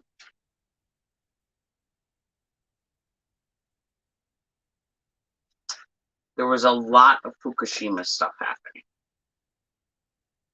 And so I was doing a segment, and That was the nuclear explosion, right? the nuclear power plant, yes, yes. That did its thing in 2011. Okay, yes. Okay. And the show's not that old, but there was still a lot of stuff happening. You know, they were leaking a lot of contaminated Yeah, I read shit. like it was almost as bad as Chernobyl. It was actually okay. We're gonna cover this and what we're about to talk about, but yes, level of Chernobyl. But please know, and this is something I want everybody to please always keep in mind when we talk about Fukushima, because at the time that Fukushima happened, I was alive. Okay, I was also alive at the time of Chernobyl, so I have now lived through two nuclear disasters deemed worst in the world. Worst in the world. Scary times. Okay, now the only reason that Fukushima remains on the same level as Chernobyl is because there is no ranking higher than a 7 in a nuclear crisis or disaster. There's nothing above a 7. Chernobyl was already deemed a 7, and then Fukushima happened, which was actually deemed to be up to 6 times worse than Chernobyl, but we don't have a higher level market. Sounds like it's time to create that higher level. Okay?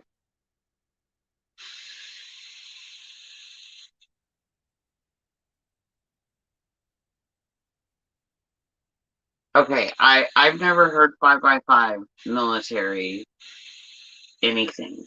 Pam, sorry. I've known 10-4, but not 5x5. But okay, so it's a military shortcut to tell you that you can hear me. Oh, kind of like 10-4. Okay. Right. Okay. I'm familiar with 10-4, but not 5x5. Oh yeah, I used to live not that far from 3 Mile Island in Pennsylvania too. So you're not the only one. For reals though, because listen, it was no joke.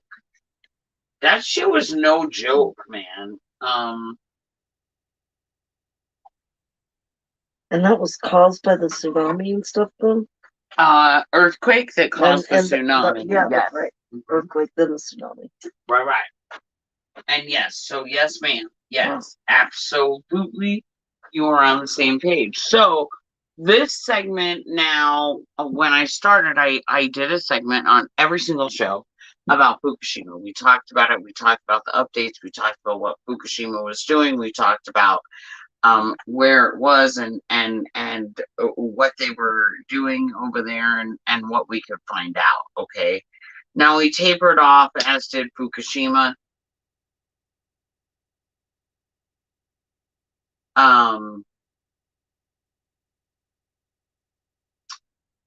And then I don't know, for some reason I got this strong feeling that it needs to come back. And I was unaware of why until I started getting into it. So for those of you who are like, oh well, duh, Red. Well, no, it's not a duh, Red, because Red doesn't have TV like y'all have TV. I don't just sit around watching TV. It's actually kind of a rarity treat for me. I mean, I do it a little bit more often now than I used to, but bottom line, like, you know, I'm off grid, man. Homestead life, like, I just barely have my house built, and it's not really, it's just like a tiny home waiting to expand. So it's not finished. It's better to call it a work in progress. Waiting to expand. You know what? Here's the thing. It's gonna be waiting to expand and a work in progress. So as well. Probably until we die. Okay. because that's just the way it is. I regret no regret. No. Not even one letter, y'all. Not even one letter. How thankful you are for certain things, so it grounds you. Right. So I'm going to call this now Fukushima We Have Not Forgotten segment, and we're going to be doing it pretty much every show. Because there's some shit going on again over in Fukushima. So for those that don't know, it was the largest nuclear disaster ever recorded, and it happened on 3/11 of 2011. March 11th.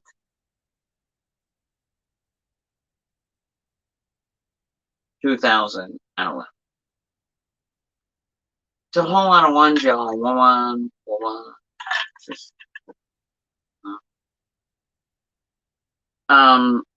This spurned by nature with earthquakes and tsunamis. Over 47,000 people were driven from their homes, and it was a triple nuclear meltdown. Somewhere around 16,000 people were killed. Hundreds of thousands were rendered homeless. In the Fukushima? Yes. It was with radiological contamination. This was Japan's and the world's worst nuclear disaster. Only 11 years later, the government of Japan lifted the evacuation of the area, allowing people to move back to the area. Now, for those of you who are like, why is that a big deal? Right? Okay. Here's why that's a big deal. Chernobyl was the absolute worst nuclear disaster ever up until Fukushima. Okay. Chernobyl happened in 1986. This at the time of Fukushima made Chernobyl 25 years old. And that event, okay? Still no one's allowed to live there. In Chernobyl? At the time. Oh, wait, okay. That Fukushima happens. Okay. Chernobyl's 25 years old. And still can't have nobody And back. still can't have anyone live there. But 11 years? And people are allowed back into Fukushima. And they're letting people move back into the area of Fukushima. They try to get them sick or something. Okay, okay. See, I'm glad we're on the same page, because follow me, right? Especially if it's supposed to be worse than Chernobyl. Up to 6 times they were reported. Okay. Up to 6 times worse something going on up there than Chernobyl.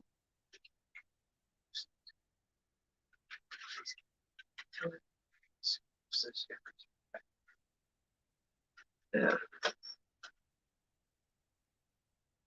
Right, Pam, me too.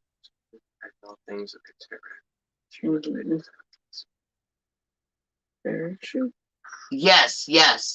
There's lots of things popping up over there, Pam, with Chernobyl. You are correct. So we're gonna keep going here, right? Okay, so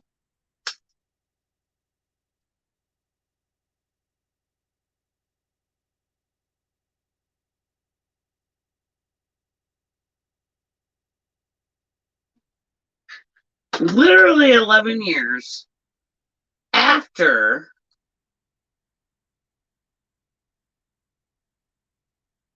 Fukushima, the Japan government lifts the evacuation and lets people move back. Craziness.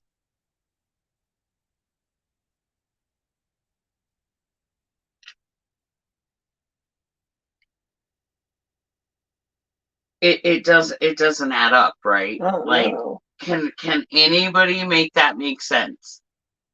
Like, I'm pictured in a few years, it's something morbid, like the cartoons you see after maybe it was Simpsons or Futurama. So, Yeah, as you're of right, March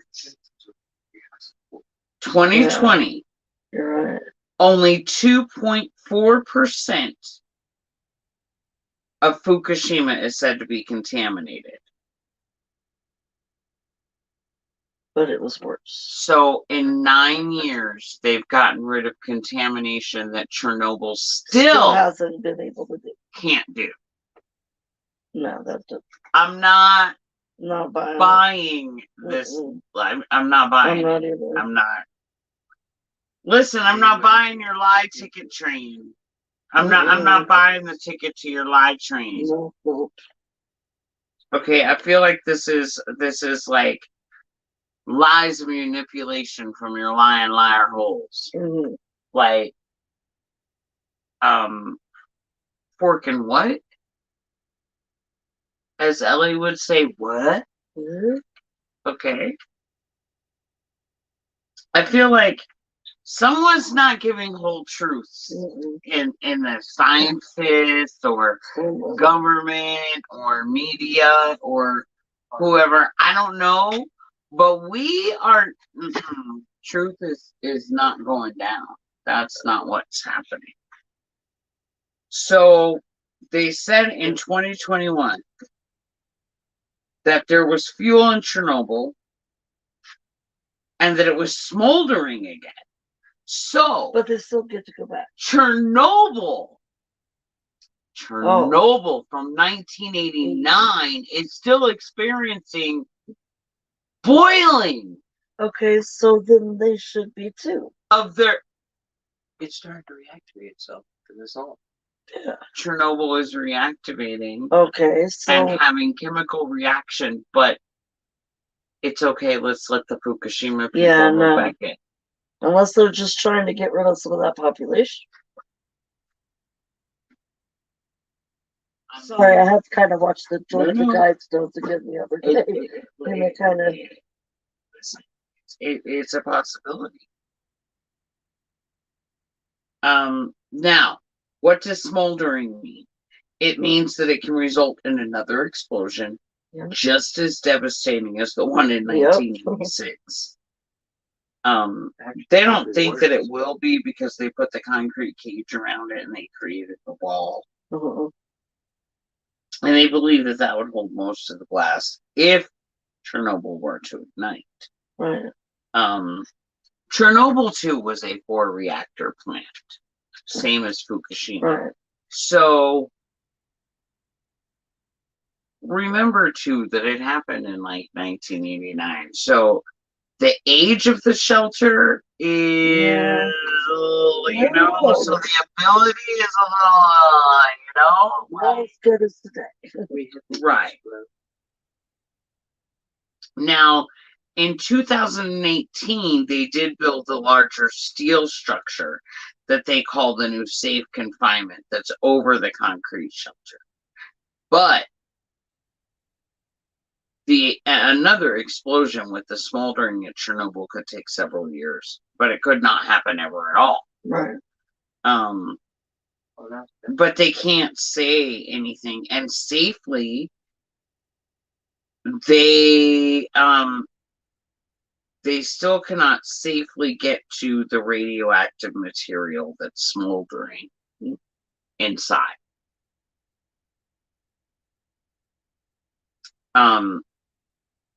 Through all of the thick layers of concrete and rubble due to levels too high for humans. In 2022, just last year.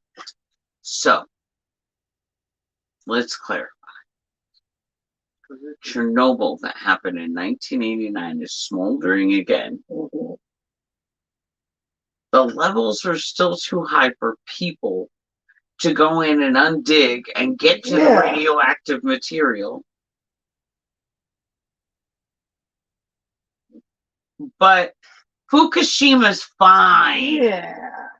I mean, it happened in 2011, right? So it's fine. It's move back. Be a two-headed person. It'll be fine. Eat the vegetables. Drink the Kool-Aid. It's We'll have a awesome. few Leela's running around. You know, don't mind the fact that your kid only has one eyeball. You know, I mean, oh, the unicorn, the unicorn horn coming out of the head, perfectly normal. You know, he's walking around on 8 legs, totally normal. Yeah, I'm going I see female with 8 legs. All right, I'm just saying.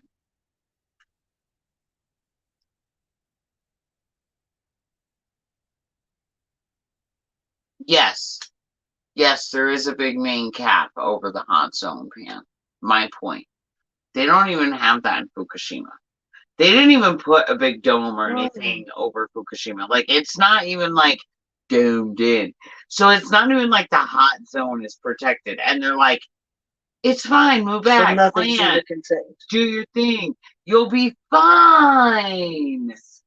You start growing rubs and swim better. So, in 2022, Chernobyl experienced another problem.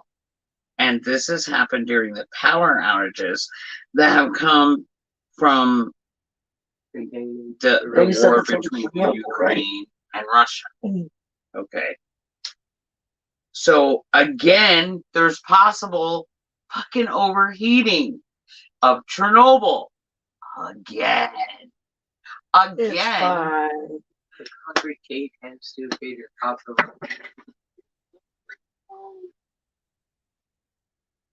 with the rub. Any containers warmth and acid make effects on that gas. You know, they also still report families who have settled are having problems and reproductive issues. So those that have gone back,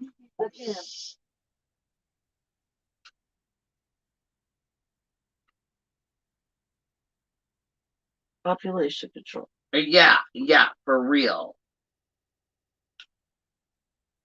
So that they were reporting these issues from Chernobyl because they did open a couple places up around Chernobyl, like far from the hot zone, Right. where they did let some people come back, and most people don't want to come back. The elephant foot, yes, TLO, I'm sure that might have little to do with it, but I'm still saying that the time framing is not adding up for nuclear disaster 6 times worse than Chernobyl. And they're right next to the sea. They're contaminating the ocean with this radioactive material at the same time.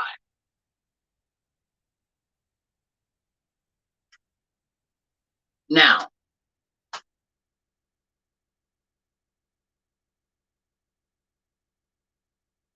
in the meantime, Chernobyl is saying that nearby cities will continue to suffer. They still believe that there are issues to arise from, thus producing deformed food, children, and health diseases, and food must be specially sealed and sent in for people close by Chernobyl. They cannot grow in the area, and no animals may be hunted or butchered for human or any living being consumption due to the risk of radiation contamination in these areas that they have opened in Chernobyl. Yeah. But we're going to certify vegetables coming out of Fukushima as safe to eat. Jeez. For all of the world, and we're selling them. Oh, for all the world, yes. We're selling them. Okay, yeah. You could be buying Fukushima vegetables in your local Walmart or supermarket. This is why it's important to buy Continue local to grow your own and and yes, grow buy your own local. or buy local, farm to table, guys. Yes. We've been preaching it since the beginning of Journey into Freedom. It's part of our journey into freedom is homesteading.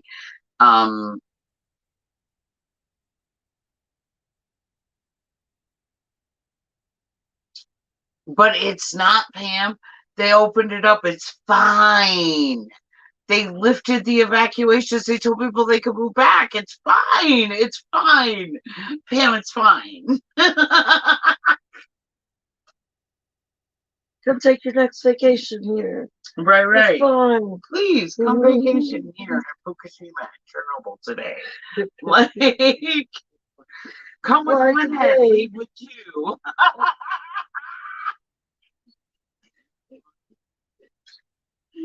Come walking in, go limping out. Come with two arms, live with four. Yeah, I'm just saying, Chernobyl and Fukushima, where the impossible suddenly becomes possible. So, let's go.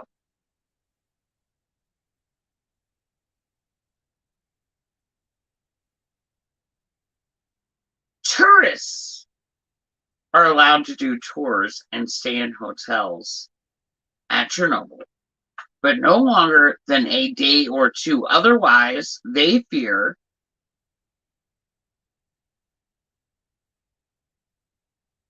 that there will be contamination, and the city doesn't allow people to have their windows open for fear of radiation particles. Wow. And this is at Pripyat, which is the main town by Chernobyl. It still remains abandoned today, just like the people left it. They just rolled out thinking they were only going to be gone a couple of days. Everything's run down. It's all in poor condition. It's over 30 years later. Nothing's been cleaned. Nothing's been renovated. And the authorities fear that all of it is still holding radioactive gases. Chernobyl plant itself remains under tight surveillance at all times. They still have round-the-clock scientists and healthcare workers keeping watch over the fourth reactor and the state of its sarcophagus. Well, our scientists there are staying far away, I bet. Experts are continuously overlooking any new reactor activity to keep it under control. So, right now, I'm realizing I've physically been alive and present for the two largest nuclear events on this planet ever recorded in the entire history of mankind.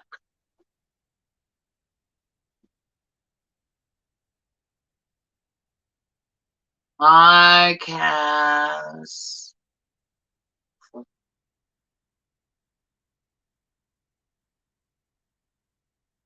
Welcome to the show.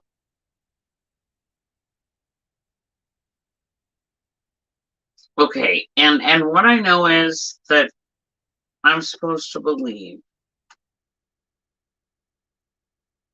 I'm completely unscathed No. by these two huge radiation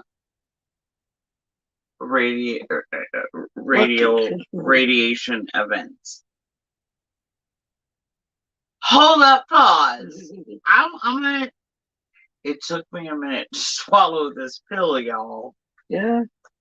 Okay, unaffected by Chernobyl. Okay, maybe, but Fukushima, we have not even begun to see results of what Fukushima's contamination Right, that's true. is even capable of. Yeah. Correct, yeah. Okay, And I don't care what y'all want to say or believe. But when Chernobyl is as old as it is, and they're still protecting people the way that they're protecting people in Chernobyl, but yet saying that Fukushima is fine and let the people move back in?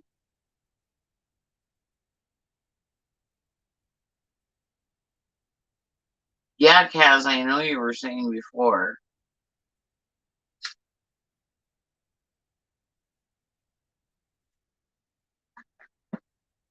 Um, yeah, I have a hard time with that. I do too. That goes down real rough. You know what I mean? Like, and then you want to like plant trees and like harvest shit and send it out to the world from Fukushima, Yeah, which no. is all stuff that Scarlet and I had found earlier in doing our Fukushima segments. This is part of what we were talking about way back then, is how they wanted to like grow trees and stuff and start sending them out, and we thought that was a bad enough idea. Let alone like, oh, people move back in? What?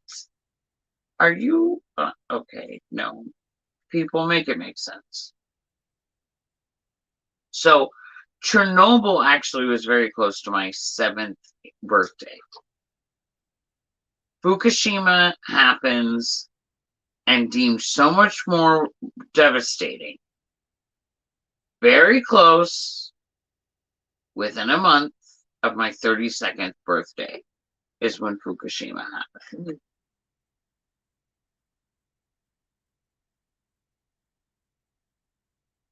This is a pretty epically profound thought. Like, holy shit, dudes. Note, they lied all over the media. And during Chernobyl, and said that the explosion caused no destruction, and that there weren't gigantic fires, and that no thousands of consultants or casualties happened. And they encased Reactor 4 as part of cleanup and security in May of 1986. And they claimed veggies were free of contamination. They used iodine treatments for protective measures, and 47,000 evacuations on 1,200 buses and 200 trucks took just a few hours, and they all would be coming back in just a few days. Chernobyl is still the largest man-made nuclear disaster in world history. In world history. Fukushima, although, was actually much larger, but it was and remains the largest naturally occurring disaster. Nuclear. As caused by Mother Nature, both were rated level 7, which is the most severe. Fukushima remained at a level 7 because there's no higher levels. Okay? But believe me, they kept saying it was worse than Chernobyl. Now, when I started this, I went to the current news thinking, here is where I pick up. But as I began reading Fukushima history, I recognized things don't align. Then it dawned on me harder.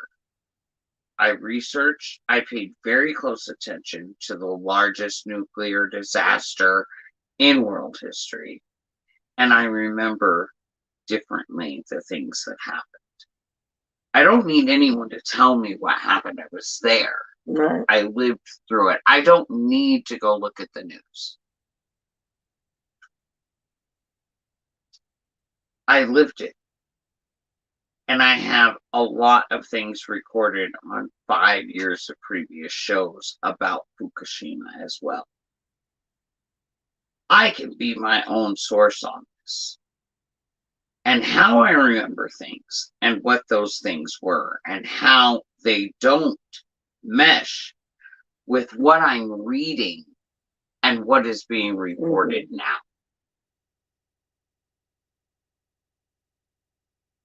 Especially what they've recorded in the so-called history now of Fukushima. Okay? First, let's cover the fact that at the time, it was being way worse than Chernobyl and reported that way. And it spilled tons of thousands of gallons of radioactive isotope 137 water into the ocean. Wow. And it continued to for years. Now, this is usually when Scarlet comes up and explains the whole 137 isotope thing. Yeah, so every nuclear plant, the radioactive cores in there have radioactive isotopes. All of those isotopes are given a specific number that is only to those plants. So, for instance, when you pull a fish out of the ocean and you test it for radioactivity and it comes up isotope 137, we know beyond a shadow of a doubt that that radioactive material came from Fukushima. It didn't come from Chernobyl. It didn't come from 3 Mile Island. It came from Chernobyl. They have, like, it's their own identification marker. Like, if a nuclear plant had to get state ID, it would be their radioactive isotope number.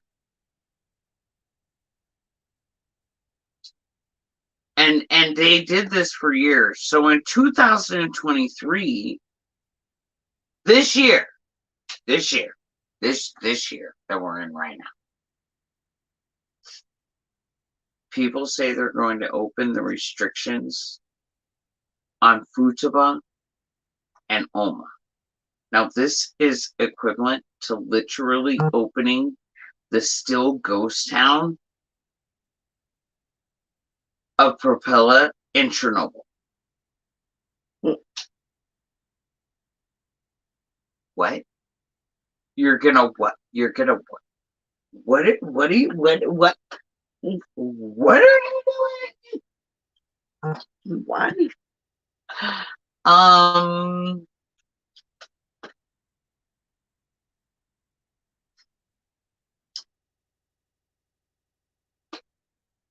Right, TLO. So they also have 3 other municipalities around Fukushima that they plan on opening as well. Wow. They're striving to bring back and revitalize the local agriculture. Okay, listen. Chernobyl has a few places open that are still very far from the hot site. Okay. And they are not allowed to grow food or open their windows. Wow. But we can if Fukushima. But you're gonna just willy-nilly let everybody move back into the Fukushima. Wow. It's fine, Scrappy. Lord. Like a real life announcement of Futurama. You can't make this shit up, dude. You cannot make this shit up. Like, who's in charge? We, because birds. Okay. What? You're gonna do what?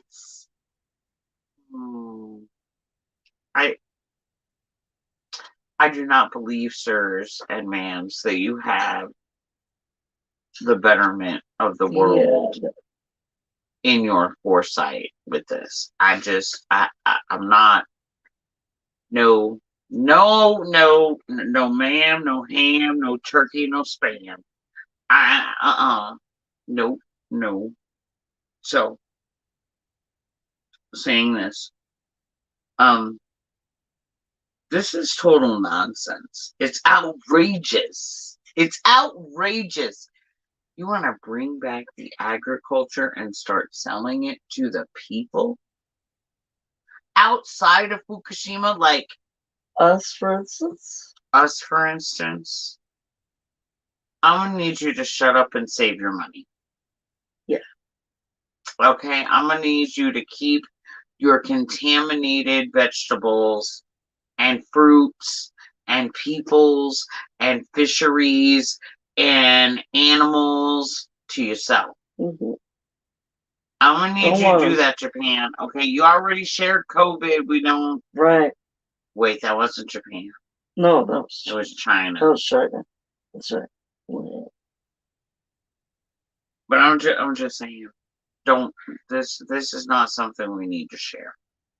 Don't share radioactivity activated isotope 137 with the rest of the world. We are fine without it. Trust a motherfucking believe we don't want it. Mm-hmm. You can keep all that shit over there.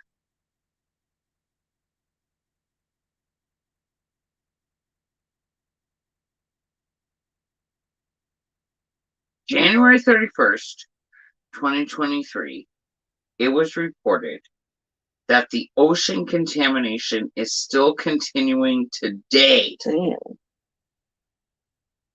As an internal organization is endorsing a plan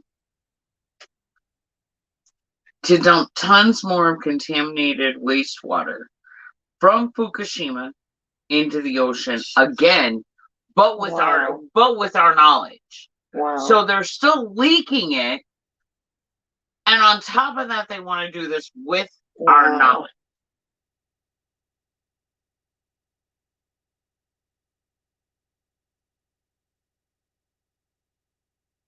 Another 1 to 3 million tons of radioactive water. They are telling us, but we could still go back there. About dumping into the ocean. Now remember that my thing, no matter what government we're talking about, whether it's the United States, whether it's Japan, whether it's Russia, it doesn't matter, any government. Whatever they're telling you about means whatever's happening far worse than what they're letting you know. Because it's always that people don't look at the right hand while you're looking at the left. Okay? So just remember that. Right? If they're telling you that they're about to dump 1 to 3 million tons more radioactive water into the ocean, it is by far to cover up and so that you do not realize the tons of millions of thousands that they are still leaking in there and have leaked since 2011. They've been leaking contaminated water into our oceans. Now, to be a little within target, okay? So that's not exact. The 1 to 3 million tons isn't exact. That's just to like put us in the ballpark. That's like the targeted, reported, requested, approved amount. I did say approved, by the way. That's not a misquote. Okay, that's not a like, don't quote me, boy, because I ain't said shit. Okay, that's a, yeah, no, that's real. So they think that it's okay because they have this plan to do it literally over 3 decades. So we don't need to worry about it. No big deal. Nothing to see here. We're gonna release somewhere around 1 to 3 tons over the next 3 decades. So in other words, we're covering our own ass in the fact that we can't stop the leakage that has happened since 2011. So we're gonna lie through our liar holes and make you believe that we're doing it on purpose.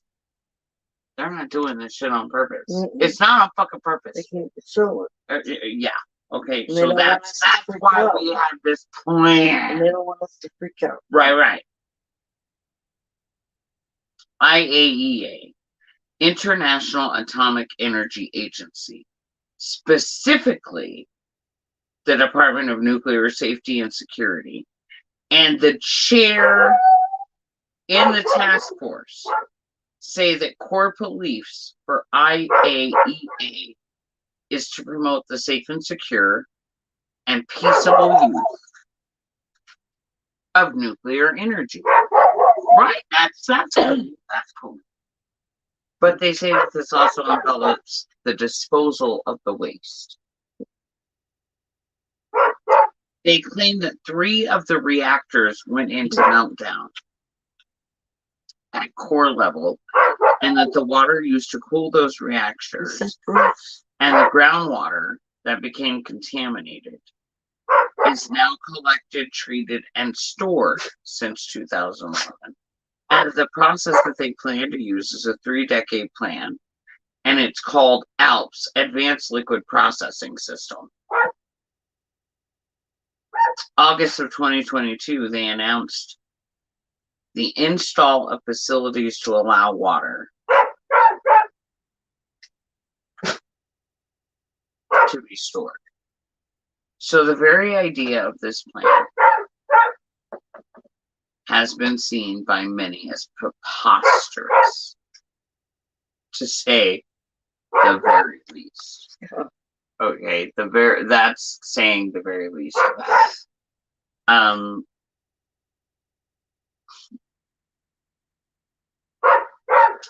New Zealand actually says that it's nuclear colonial violence. Nuclear colonial violence, y'all. You ever heard of that? You ever heard of that? Because I ain't never heard of that, okay? Nuclear colonial violence.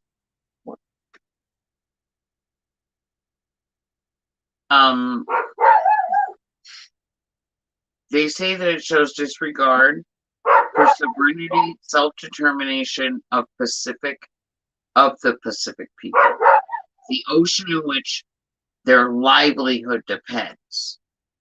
The DIVA, for equality, Chinese ministry, even called this plan controversial, irresponsible, and self-serving. The U.S. National Association of Marine Laboratories says there's a lack of accuracy in the scientific data being reported from Japan's assertion of safety. Hawaii would like to remind about a strong agreement internationally, and that to continue the use of the ocean for waste dumping is not sustainable. Don't pollute the sea anymore. Now, as bad as all of this seems, there is still a very drastic change in events in the history that I'm finding problems finding in the history. So, back in the time, they were reporting a core that melted through the floor and melted through the Earth's crust and disappeared. Now, no such thing seems recorded in the history of Fukushima. I cannot find it anywhere. But believe me when I tell you that Scarlet and I reported a lot about this lost nuclear core floating around in the Earth that one day is going to make it to the hot lava magma center of the Earth and do what? Explode. Watch it explode. Volcano type. we still have reports and articles from mine and Scarlet's journalistic reports on Fukushima. We lived it. We watched it. We watched it very closely. Fukushima segments have been a part of JiF since the beginning. And at that time we were reporting about this particular incident. The core melting And through just the to floor. think And it's at that still going time on. that we were reporting, I'm also going to add that part of the problem with Fukushima was the fact that not even a robot could get close enough to even film what was going on in there because it destroyed the robots invented to withstand the radiation. And that was being, but it's fine. Move back in. No walls. Send their robots in. They did, and they melted. Yeah, And then they wouldn't send any more. that's what I meant. And I'm like, wow, but we can come back. And we can plant food, and we can eat it, and we can send it out to the rest of the world. It's fine. It's Scrappy. We're not scientists. Yeah. We don't understand. You know, and past experience where Chernobyl is, it's nothing. It means nothing. Don't pay any attention to the Chernobyl incident behind the curtain. That was so long ago. Fucking forget about it. Like, this is now, baby. Like, and now we say it's safe. It's safe to save. Okay. Nope. Okay. Hard pass. This is like nope on a rope. Okay. Nope on a rope. Yeah. I'm not. Nope. Hell to the no. Okay. When you glowing and you wondering why, we're gonna have this new thing. It's gonna be like, okay, so for any of you all that did Coming to America and Coming to America 2, it's gonna be the Fukushima glow. It's not gonna be so cool. It's gonna be the Fukushima glow. Wow, did you eat Fukushima vegetables too? What? No. This is incorporated into a costume. right. You too could be a Fukushima survivor today. If you want to get in on this class action, Right? 20 years from now, class action too. If you too have glowing hair that leaves an oily residue, and you were alive, right, and your skin is like shaping off, please come forward. Or if you've grown extra limbs, or lost eyeballs, or had children that are deformed, please come forward today. Okay, I'm just saying, don't be a whole idiot. Okay, we giggle and we laugh because we can, but it's because, well, we're the kind of people that will laugh at a funeral. Yes, I probably have. Okay, I'm the kind of girl that laughs at a funeral and understand what I mean. We soon will. I haven't seen her wear my mind on my sleeve. I have a history of losing my shirt. It's been okay. Just saying. That's when you incorporate a little radio into the background. You're not allowed to. They will ban you. The rights to music or something. Yeah, and if we actually sang a song and didn't change the words, they would ban us. Wow, really? Yeah. That is insane. Fuck Facebook. And they listen to shit, and then they don't too at the same time. Right. Okay, so for instance, last show, they tried to ban my shit on Facebook and say that I was using copyrighted material from the soccer people. Like the big soccer tournament that went down. I'm like, dude, everything I said is original content except the reading of the book that I have permission to read, and you're not even connected with them. And I didn't even talk about soccer. Soccer wasn't even mentioned on my show. So how did I copyright anything I had to fight with Bullshit. them to bring it back. Like, Wow. it's just their way of Shady. banning information. Oh, They're just like, oh, copyright infringement. Fuck you, copyright infringement of what? Right? Fucking infringe this. Like, I'm gonna have to tell you to suck these nuts. Like, I'm just saying, like, copy. I couldn't wrap my brain around it when I saw where it came from, especially because it's like, who the hell gave you the right to question my messiahship? Yeah.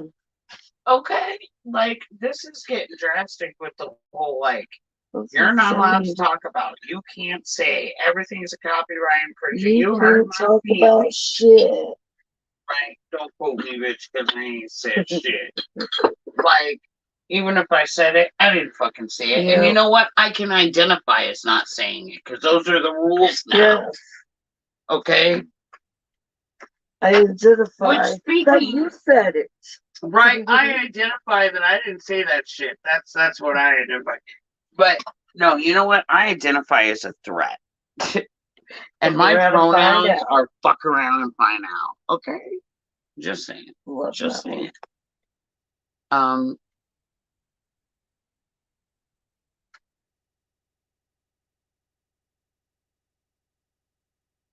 Okay, Jen, you're gonna have to wait. Whoa, what's going on?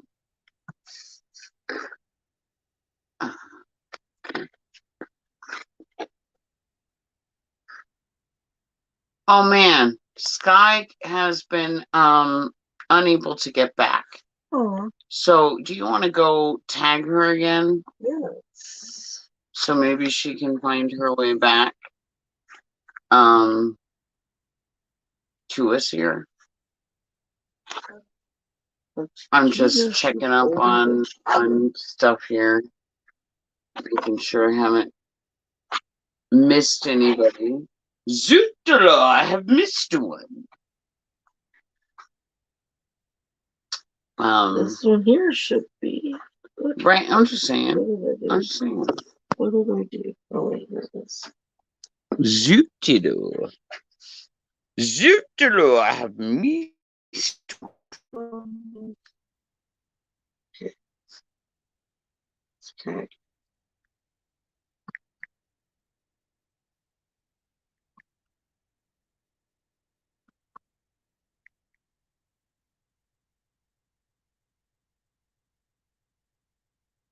All right. And I'm still learning this thing, so. Yeah, hopefully I no. get it See, right. this is why we have a co-host, so that they can go do these things, and I don't have to like stop. See, Scarlet would normally be reading that, and she would have found it, and then she would have went and taken care of it. But because she's not here, you know, there's a lot of stuff, and we're always live, so you know, and we're on a homestead, so it'd be bullshit. This homestead be on bullshit. Ah! What is in my seat?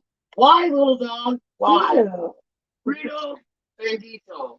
I just sat on you like some sort of dumb idiot because you was in my. What are you doing? I love you. I love you so much. I have a corn chip, guys. He could fit in a corn chip bag. It's really cute. Thank you, Pam. Thank I'm you. not seeing what you see. Because she sent that to me in private. Oh, okay. But just re-tag her in Because the this, thing. I think I just did. Yes, okay, I just did. And then. Oh, well, I was making sure I was in the right. See the new tag. Making sure I was in the right thing. Right. We're hoping that that's what happens. Yeah. So, back to our Fukushima thing.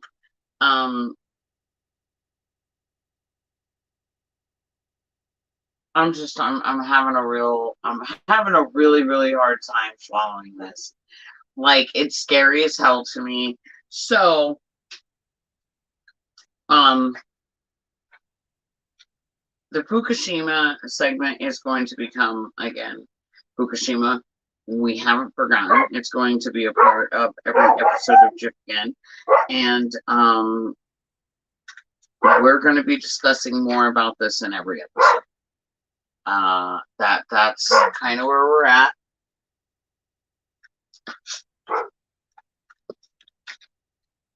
And doing good, doing good. Okay, so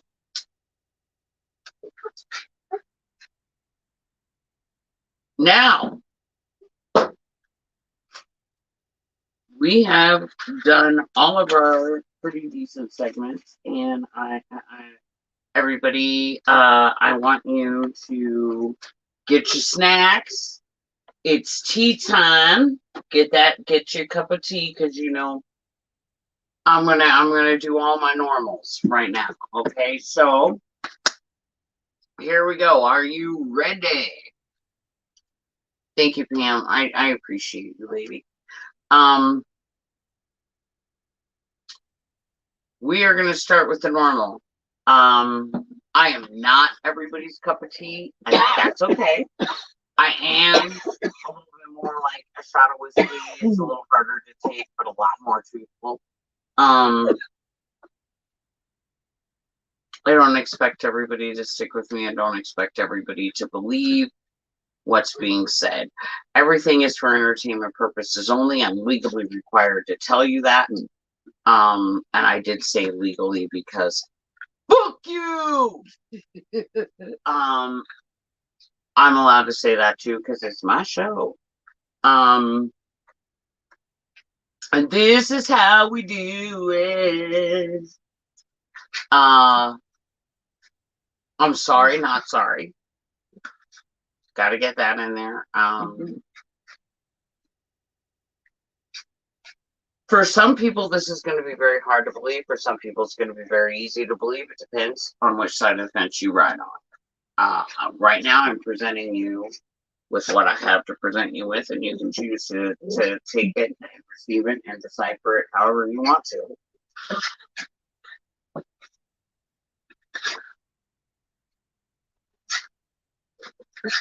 I have permission to share Secret Don't Tell, the Encyclopedia of Hypnotism, with everyone here. I have rules with sharing, so I have to share it exactly how I am. We can discuss it, we can review it, we can do whatever, but it must be read in its entirety. You know, so if we're reading and you have questions, by all means be like, hey, stop, wait. Right. Let's question it. Let's talk about this. And that's fine. But we have to read it, and I can't skip around. That's part of the rules. So I know that these case histories can be a little boring, but we're gonna get there, and we're getting through it. And so like I said, we're gonna wrap up Haley. So for those that don't remember, Haley was about to go to trial and appeals and all with Nielsen, who's been hypnotizing him for years. We've had Haley in prison, and Nielsen's gotten a hold of him, and he's done all this mind work with him, and he's changed and altered him. He's made him rob banks that he doesn't remember. Shit's gone down. It's been drastic. Okay.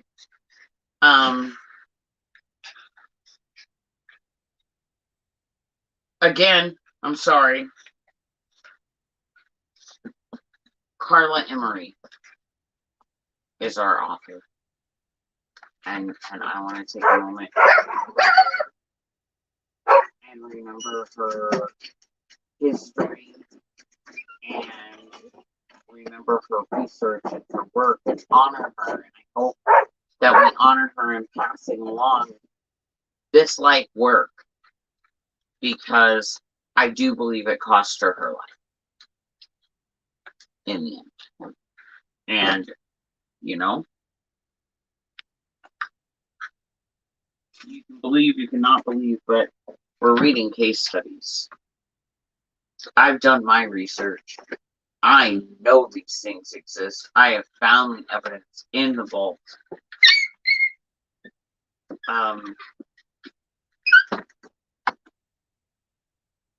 Don't believe me, research me. I've always with this particular book, it's going to be hard. This book is hard to find to begin with. When you do, it's super, super expensive. They have done their best to drive it from the shelves and out I'd of say public. at that price. You know, it's a pretty expensive thing. And again, we went through this when we did part 1 of the book. We are about to, this is part 3. So you've missed parts 1 and 2, Scrappy. But it's just case histories. Gotcha. Case histories are just going over things that people have experienced During that were actually hypnotism? recorded, Okay. Wow. that we can prove happened beyond a shadow of a doubt. They're not questioned. Wow. This is not, Cool. you know what I'm saying? Like, this was proven. Right. Case history means proven, written, recorded, provable. Wow.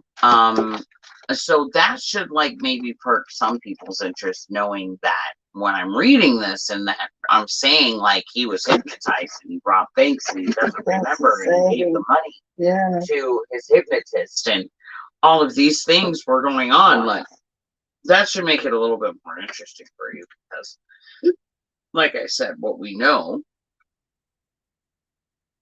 usually is keeping us from what we don't know.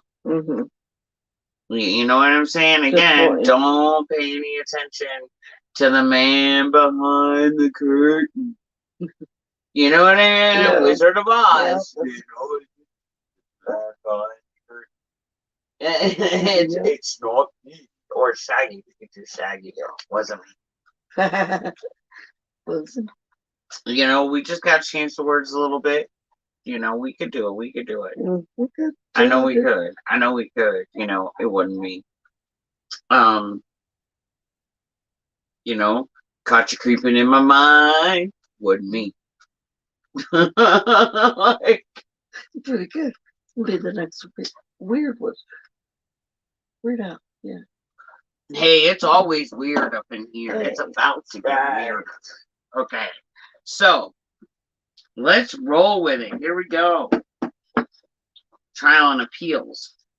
Pele's new lawyer has been doing his best to understand the case elements and win Pele's friendship. Like his predecessor, he sincerely cared about his client, even though it was just a public defender's job. He stayed on the case for the next 2 years. 2 years! So, the trial preliminaries were now over. Nielsen was charged with robbery, attempted robbery, manslaughter, and having received stolen money. Now, please remember, Nielsen is the hypnotist and or, you know, person that was in jail with him. Not Pele himself. Okay.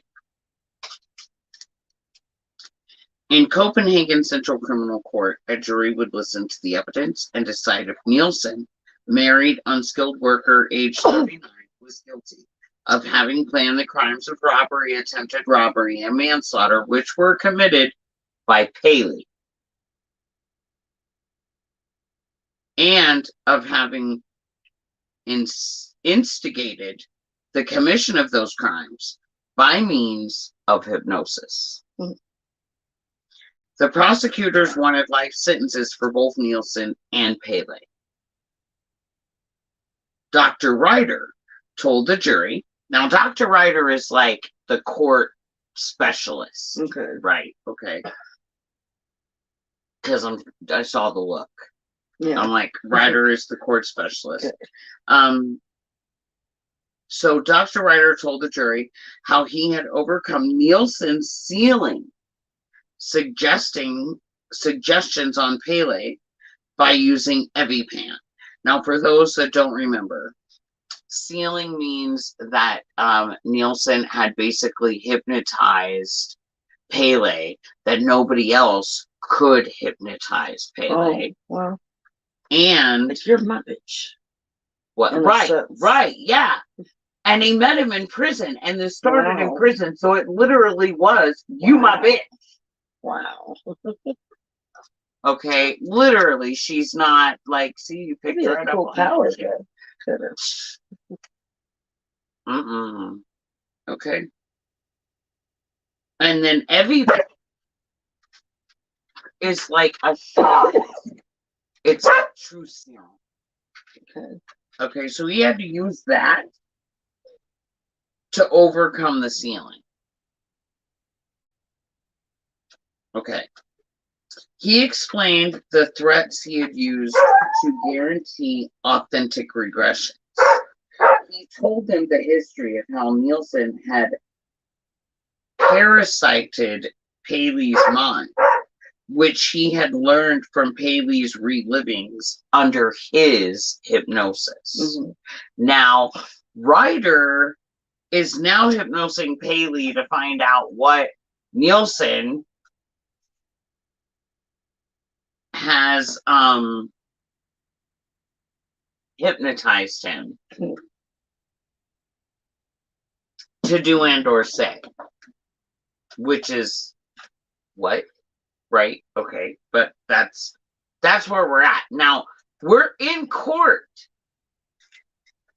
This is happening in a court system before a judge, so this is real shit. This happened. And yet here we are, like, mind control's not real. Yeah, bullshit. If they've already been doing it. Which is why it is so important that we do the case histories before we jump into, got a pretty tail. you know, understanding. Oh, it's funny that you say that about his tail, Scrappy. I get in trouble with the husband because I always say, because you know that I'm all weird and I love the Renaissance stuff, and I like to dress up like that, and so I always tell them. Yeah, I've never done. I always tell him that I'm going to cut his tail off. And so because I can get hundreds of dollars for that. Gorgeous tail. Wolf tail. Yeah. Done. Like, and I always get the, like, if something happens to my dog's tail, Yeah. I am coming after you, like.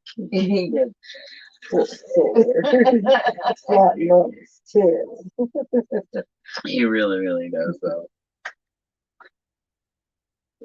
So, all right, Nielsen's defense team then set out to prove that Paley was insane and or a liar. It continued to deprive Paley, insofar as possible, of legal and psychiatric aid. Meanwhile, Nielsen, who had lots of experience in court, only admitted something when irrefutable evidence appeared. He admitted, for example, that Paley had used his bicycle to commit the second robbery. He denied over and over having any role in either of these crimes. He insisted that he never had any hypnotic influence over Paley, and his testimony was recklessly and impudently untruthful. False alibis, lies, changed statements. He refused to answer unwelcome questions. When anyone seemed particularly dangerous to him, he endeavored by all possible means to outmaneuver him, and not infrequently with success. And that Ryder said that about him in 1958. Dr. Ryder.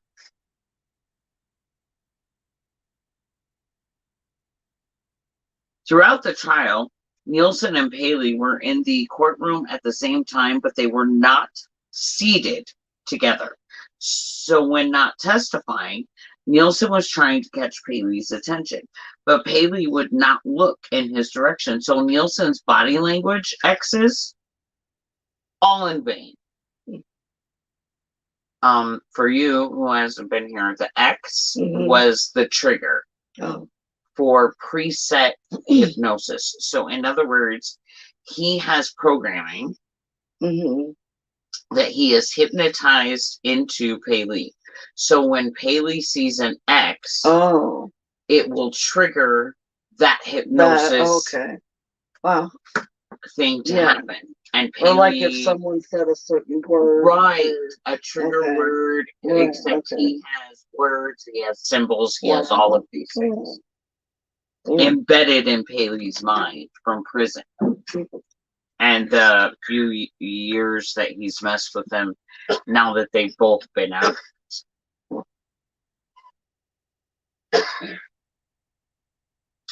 Paley stayed calm and self-controlled throughout the trial, even when cross-examined by Nielsen's lawyers. Even when his sanity, his truthfulness, and his morals were insulted in the most extreme way by Nielsen's defense lawyers and his defense psychiatrist, Dr. Gert Jorgensen. Okay? Lotion man. Right now. That's all I can think of. Gert Jorgensen, the court-paid medical advisor to Nielsen's defense team, was Ryder's psychiatric adversary in the trial, and in court, there is no absolute scientific truth in psychology and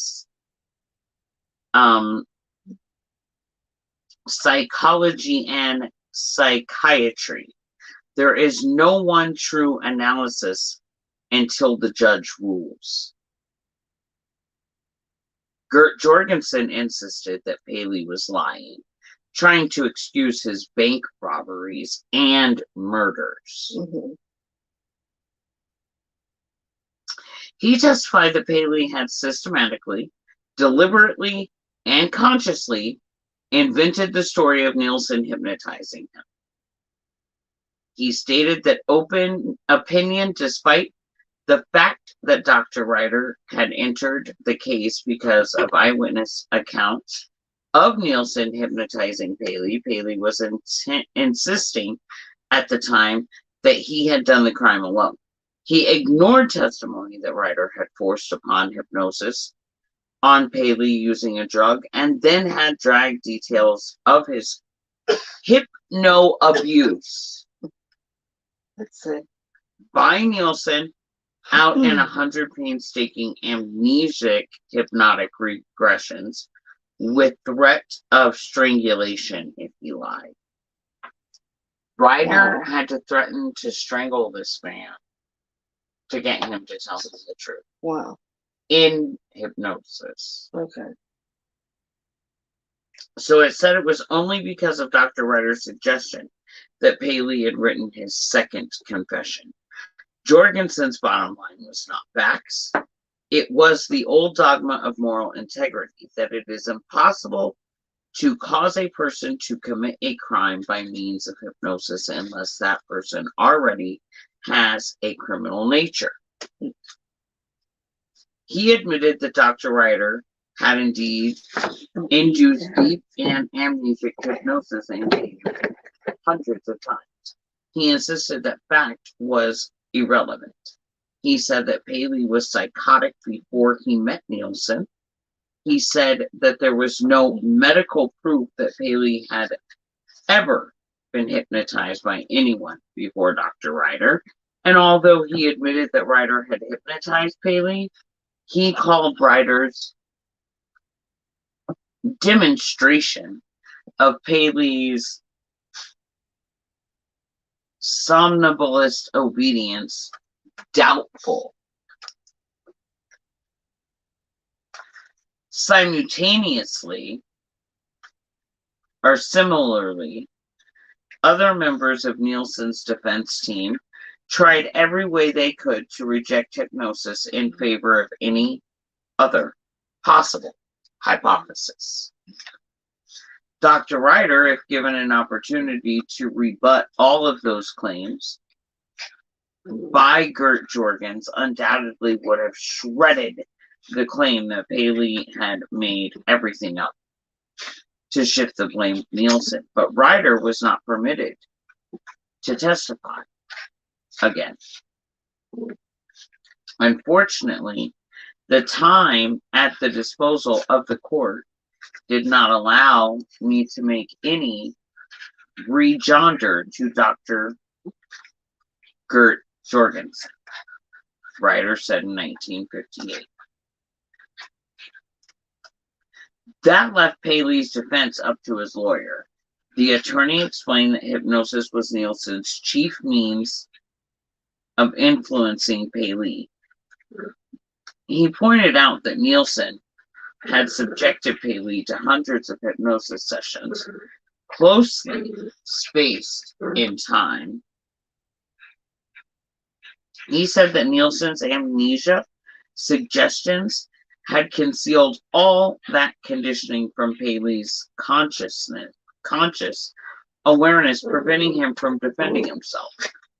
When Paley had carried out post-hypnotic suggestions, amnesia had concealed the true source of his idea and behavior from his conscious knowing.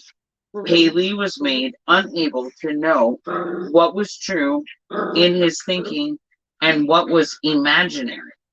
What was his own idea? Yeah, if he spent half his time being Right? Freedom. Not at all. What was an idea covertly implanted in his brain by Nielsen? So when you're as far deep as this man is, he doesn't know what's him and what's not. Right. It's my fault. Jorgensen unrebutted claims strongly affected persons of the courtroom who naively believe that experts always know what they're talking about and always tell the truth in a courtroom. His expert testimony influenced the judge's charge to the jury and also the prosecutor's final speech to them. Both judge and prosecutor stressed that the jury should not regard the case as being about hypnotism. The prosecutor argued that although in reality hypnosis was the center of this case, it was not so in legality. July 17th, 1954. The jurors delivered their verdict. They found Nielsen guilty of all charges: robbery, attempted robbery, and manslaughter. They found him guilty of planning the crimes and of causing Paley to enact the crimes by several means of influence, one of which was hypnosis. Nielsen was sentenced to life imprisonment for robbery and murder, even though he was not present at the scene. The jury had determined that serious criminal acts could be caused by a criminal hypnotist manipulations of a somnambulistic subject. Kind of like he was sleepwalking, do it in a way. Very similar. Dr. Ryder was pleased with the verdict.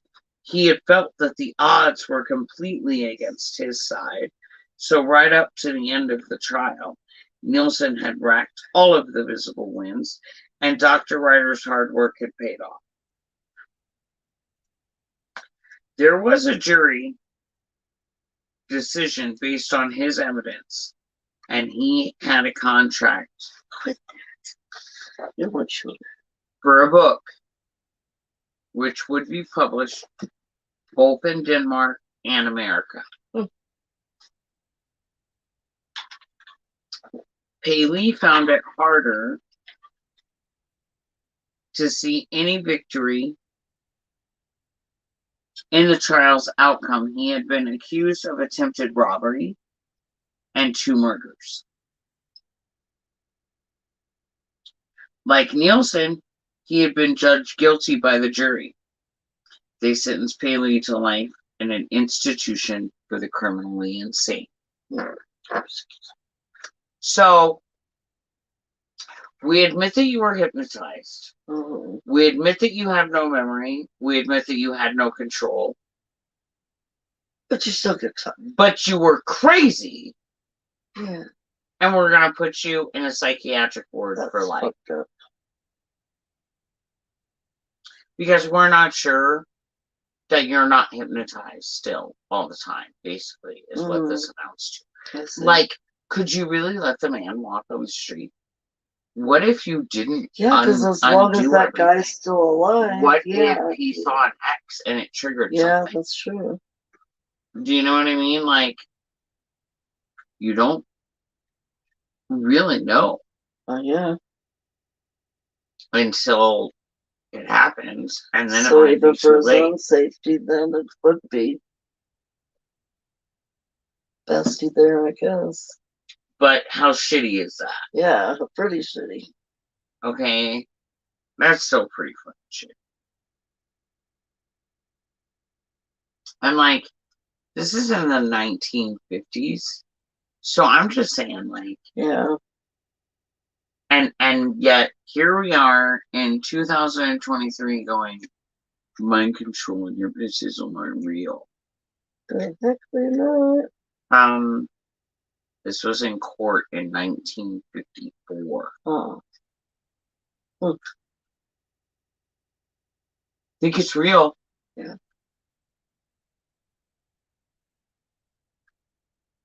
You know, oh, Red, you're just like, a freaking tin foiler. 1954. Just saying, it's only conspiracy when it's not true. Oh. Like, just want to throw that shit Yeah. out there since I'm supposed to be more precise. Yeah. The case seemed over. Ryder's professional duties were complete. Paley teeters on the brink. Bennett had long since given birth to Paley's baby. Paley felt both responsible and strong. His feelings for Bennett, on the other hand, were ambivalent. He felt he owed her a lot. She had faithfully stood by him despite his bad treatment of her. But she was the type of woman that Nielsen was attracted to, not the sort that he himself would have chosen. And, okay, so for those that don't know, so that was all happening when he got out of jail. And his family was starting to notice things. So Nielsen arranged a marriage through hypnotism Okay. with Wow. this woman and him Uh, to get him away from his family wow. that was questioning where his money was going and what was going on and stuff, because he was working and always was broke and had no money because he was literally programmed to give it all to Nielsen.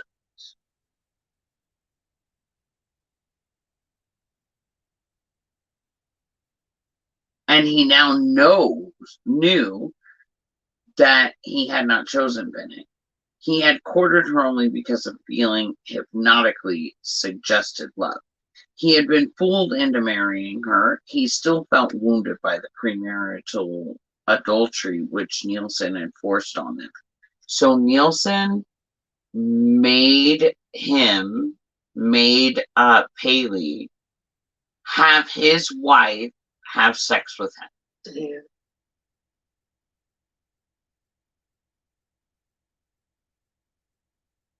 And he felt he and Bennett were strangers. He did not expect to ever feel love for her again, but he wanted to do the decent thing by her and by the baby. Paley was no longer under Dr. Ryder's observation, and his mail was now on screen. In November of 1954, Nielsen began to write to him with many X's. Paley answered each letter. Nielsen asked Paley to change his statement to the court. Paley refused. Nielsen kept writing, kept Xing, kept trying to reverse Paley's abandonment of X. Paley wrote back in defense of himself. He vented his rage on Nielsen with savage, passionate fury and vulgar epithets. Persons who are in the emotional state, even a mood of rejecting, are far more easily hypnotized than persons who are indifferent to the inductive agent. Paley's intensely emotional, angry response to Nielsen's were evidence that Nielsen still potentially for hypnotic power over him. Paley's resistance to Nielsen's induction efforts held him. He was his own person again, which was a big step for him. In January of 1955, Paley began writing an autobiography on his own. He found it far more difficult than before, now that he did not have the motivation of daily hypnotic commands from Dr. Ryder. Nevertheless, he managed to crank out about 70 pages. Both his parents were elderly and in poor health now. The manuscript many times expressed concern about them and sorrow for the close, sincere relationship with them, which had been destroyed by Nielsen. Paley mourned what a blight it must have cast over the light, to see how I slowly drifted away from them in a strange way that they could neither understand nor do anything about. Story of every parent, to a large degree, you know. Paley, remembering his childhood dream of growing up making money and buying them good things, he longed to be out of prison and able to restore their confidence in him to help them in their old age. But his mother died in the spring of 1955, and his father was also ill. He died early in 1956. Paley's human ties outside his prison unit were now limited to his bizarre correspondence with Nielsen, his strained relationship with his wife, thoughts of the daughter he scarcely knew, and the remnant of his bonding with Dr. Ryder.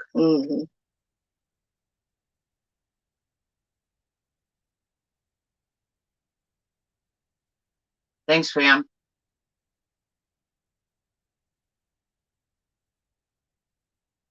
October 12th, 1955, Dr. Ryder visited Paley in prison. He was shocked by Paley's state. The prisoner was very tense, very depressed, clearly torn by violently conflicting emotions within himself. On the one hand, he felt he should accept his life sentence and all its consequences, and on the other, he burned with thoughts of its injustice, its failure to reflect the true facts of what Nielsen had done to him. Paley had not yet been moved into the prison for the criminally insane, but he knew that soon he would be sent there. He dreaded the coming shame of that permanent move. He considered it worse than being in regular prison. He told Ryder that he no longer had a future. He also said that he no longer had any religious faith and no hope of any sort. Paley talked the most about his young daughter. He told Ryder that he had decided it would be best for her if he got out of her life forever. Although the thought of doing so hurt him worse than anything, he was planning to ask Benty to divorce him, change her name, marry again, and raise their child so that no one in the child's life would know that her father was a convicted robber and murderer, incarcerated in an asylum for the criminally insane.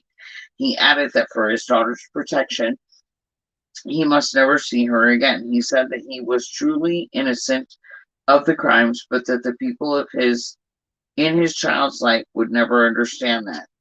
As he talked to Ryder, Paley trembled with suppressed sobs and tears as they flowed from him. Dr. Ryder could see that Paley was at the breaking point. The doctor knew that the prisoner's future was not as bleak as he thought. Dr. Max Schmidt, chief police psychiatrist and the medico-legal council, were planning to officially advise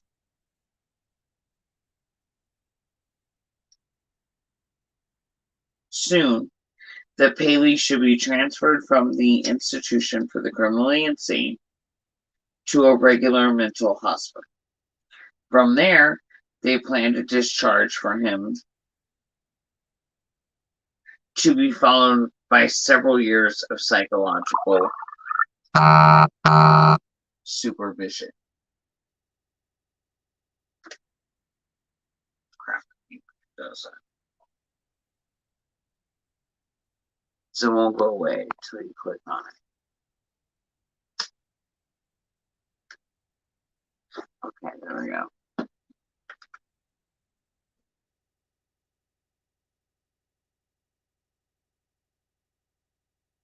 Ryder longed to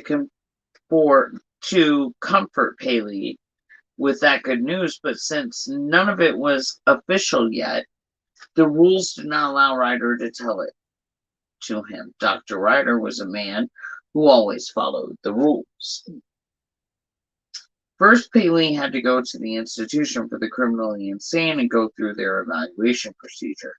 The recommendations had to be made officially, and then Paley could hear the good news.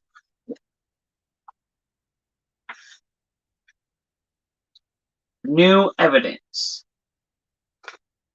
Ever since the jury's decision, perpetual appeals by Nelson's legal team, based on his not guilty claim, had kept the case in the courts. On November 18th, 1955, the Danish Supreme Court unanimously upheld the lower court's ruling and rejected an appeal for retrial. So no, you don't get your retrial. Yeah. Wow. You're guilty, motherfucker. Guilty. They ain't letting you out. They locked you up. They threw away the key. To trial watchers, it looked like the end of Nelson's defense efforts. A few days after the Supreme Court denial, however, Nelson's lawyers asked that the case be reopened by the Special Court of Appeal within Danish law.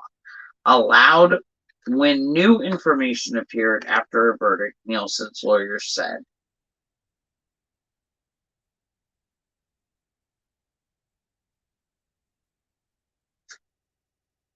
And he was known to have resulted in different decisions.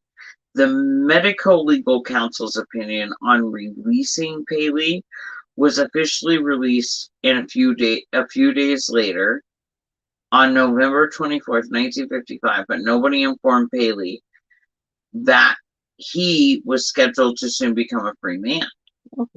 So in the meantime, Nelson's new evidence appears. On December 18th, 1 month after the appeal to reopen the case began, Paley sent a letter to Nelson's lawyers.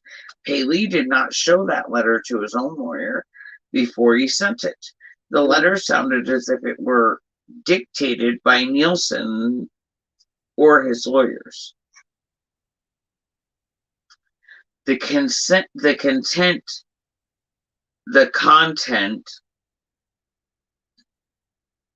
can be summed up as follows. Paley admitted committing both the robberies and the murders.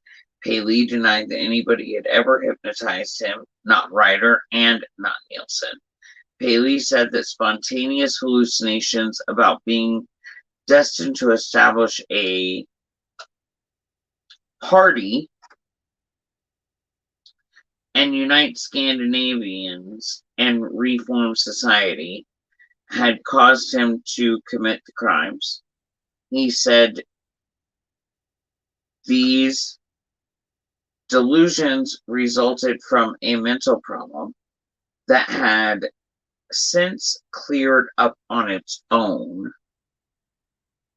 Paley said he gave Nelson the position of party treasurer and therefore handed over all money to him, later discovering that Nielsen had succumbed to temptation and spent it on himself. Paley said that Nielsen had received stolen goods, but had not in any way instigated his crimes. On December 21st, Paley sent an associated letter to his own lawyer. It asked that the word hypnosis be removed entirely from his case. Why? Paley's lawyer was horrified at this series of letters. He knew they could ruin his client's chance for freedom and rehabilitation. Convinced that Paley's mind had been recaptured by Nielsen, his attorney asked the court to once again provide a psychiatric hypnosis specialist such as Ryder to uncover the truth of the matter and free Paley's mind again. When Paley heard what his lawyer had done, he reacted with such fury that his attorney quit. The court appointed a new lawyer for Paley, and the new attorney meekly accepted all of Paley's latest declarations about this. In May 1956, Paley's new lawyer also filed a request to reopen the case.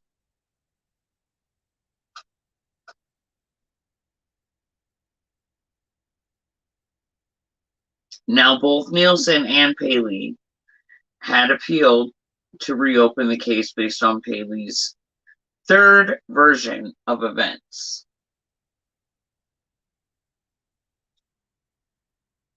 His third on-record version of confession.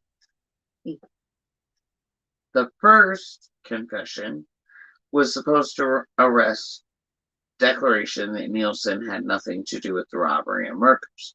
The second version was his autobiography written under suggestion and associated statements recorded after Ryder helped him recover his memory.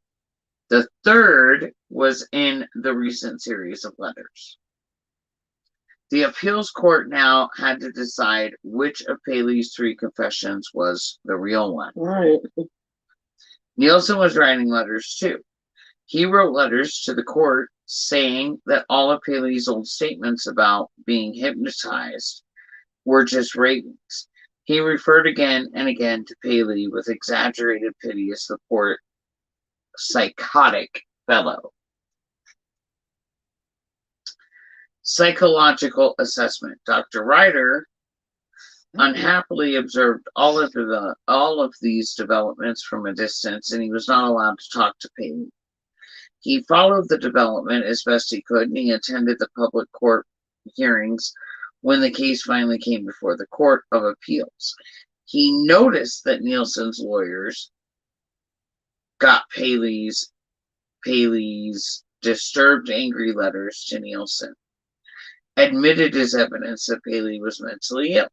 Nielsen's letters to Paley were not admitted, and Ryder wondered why not. Which, fair question. Yeah.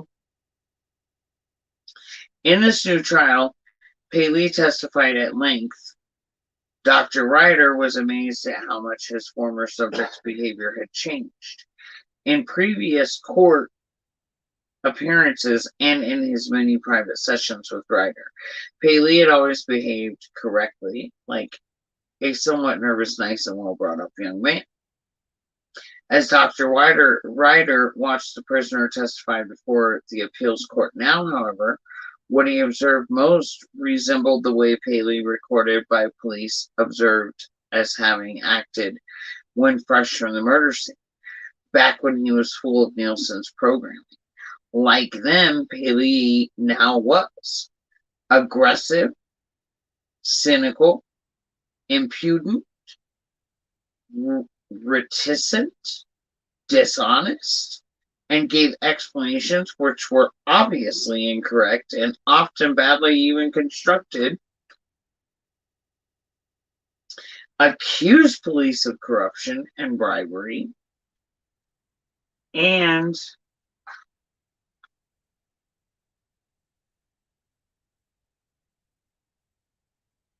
refused to make a statement when during cross-examination by the prosecution, he found certain questions awkward to answer. Dr. Ryder no longer had any doubt. Oh, it sniffed. Oh. He knew that Paley was back under Nielsen's hypno-control, and Ryder wrote in the notes he was now privately keeping on the case. His artificially created secondary personality was now plainly dominant.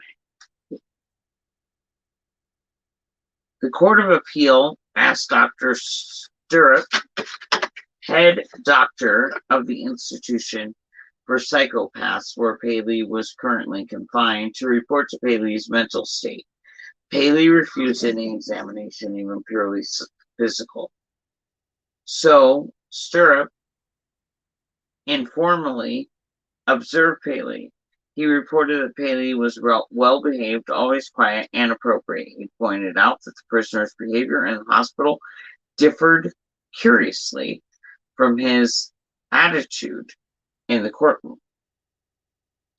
He said that Paley seldom said anything about the legal case, but when he did, what he said contradicted his statements in court. For example, in one personal conversation with Stirrup, Paley had said, of course hypnosis played a part in what was going on. Another time, Dr. Stirrup said to him, you must have a really atypical personality if you were able to fool Dr. Ryder into thinking you were hypnotized for years when you really weren't. Paley replied, anyone ought to be able to see all that is in Ryder's report can't be wrong. Stirrup said, I personally saw you under hypnosis with Ryder, and it sure looked to me like you were telling the truth. Paley gave a quick nod of agreement. Stirrup then reminisced to Paley about his letter to Nielsen's defense team and his testimony before the court. As the doctor talked about those things, he noticed tears had appeared in Paley's eyes, and Paley brought his hands up before his face as if to hide the tears.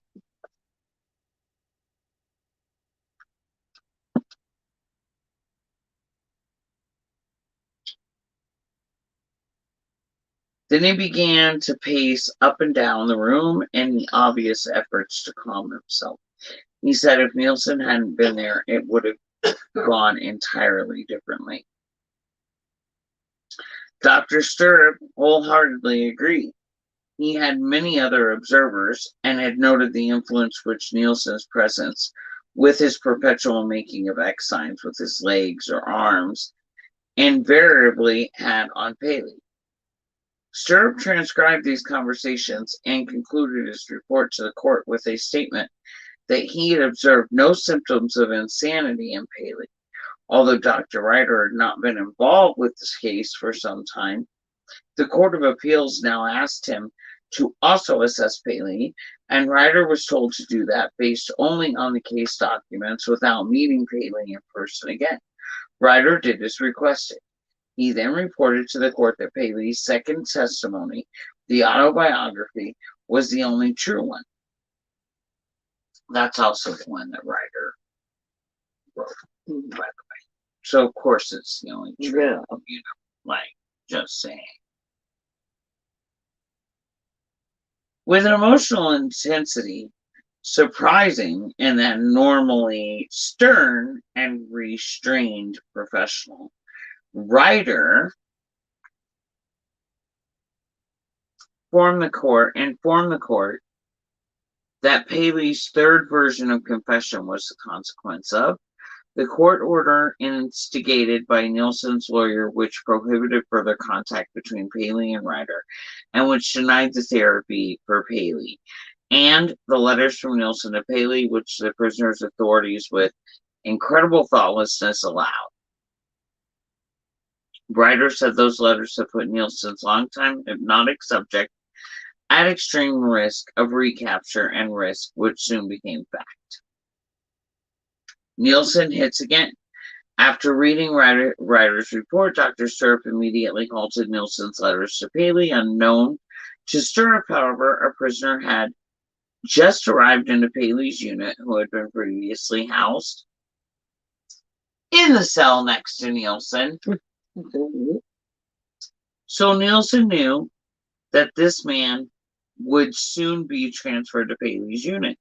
The guru had given him detailed instructions to pass on to Paley. X says. Oh, wow.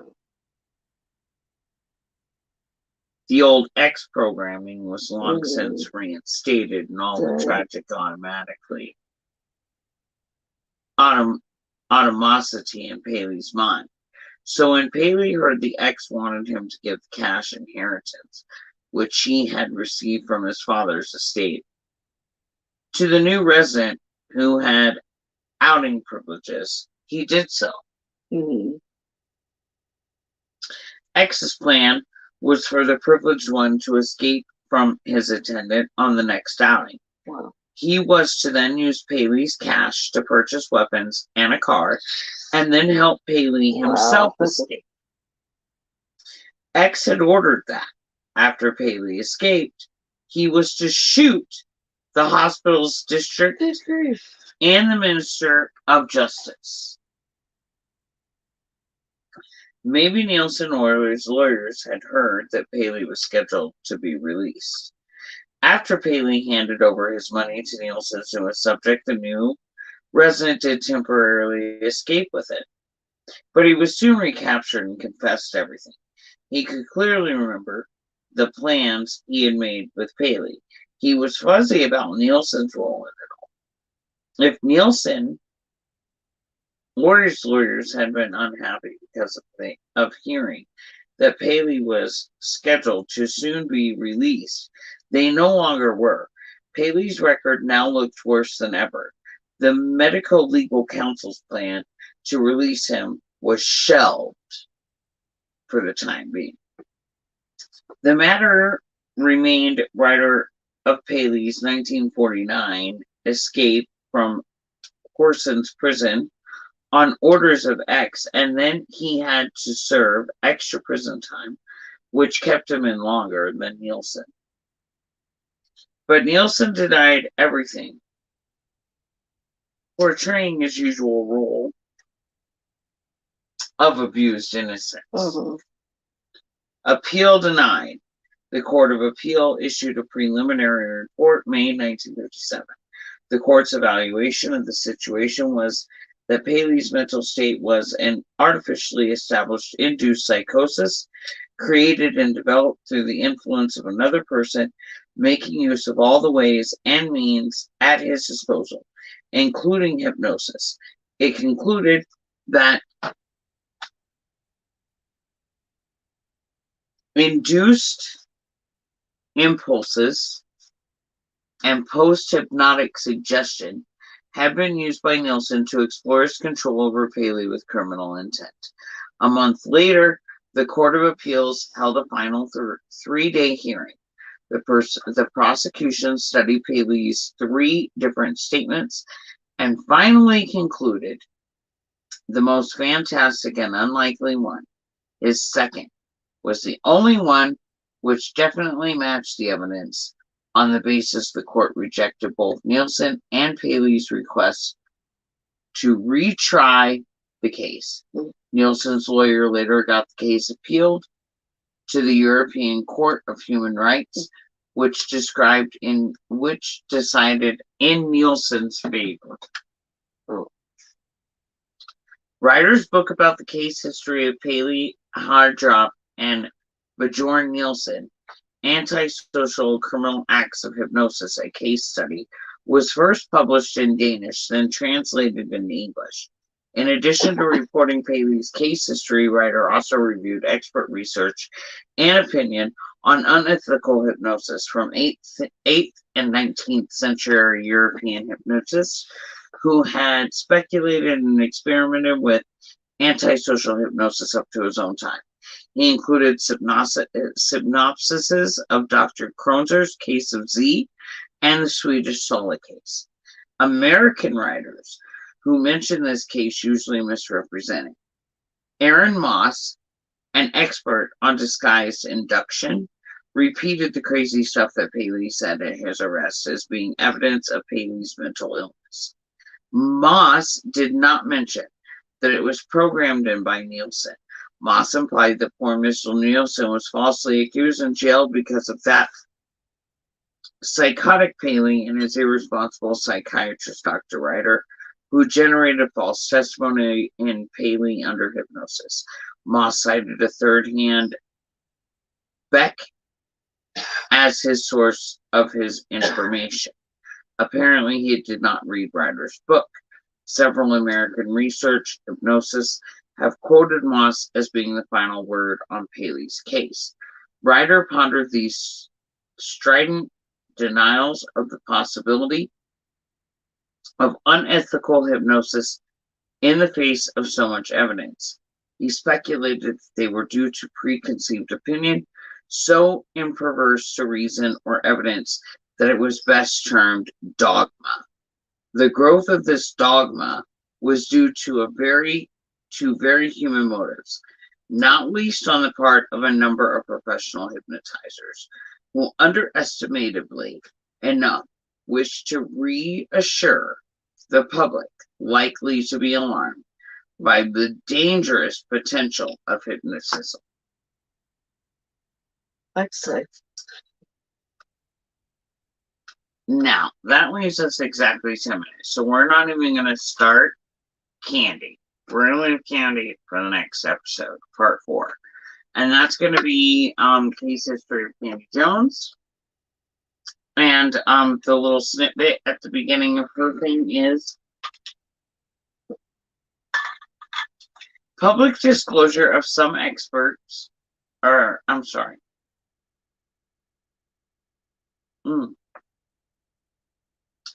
Public disclosure of some aspects of MKUltra activity could induce serious adverse reaction in U.S. public opinion. CIA Inspector General Schifflin and Option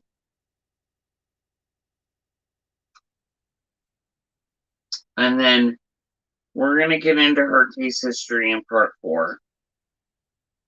She's a model. She's going to be married. There's going to be breakups, propositions, favors, mail, burglary.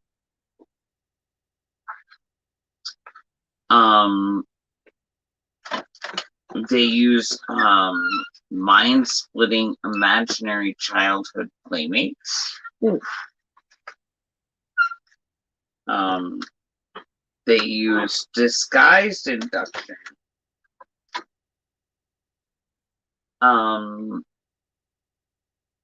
Drug induction. They do tons of conditioning and training. They do artificial personality splitting with Candy. Wow. Excerpt sounds good. Telephone induction, isolation. She again has induction cues. She's a courier. Torture and shame experiments. Okay.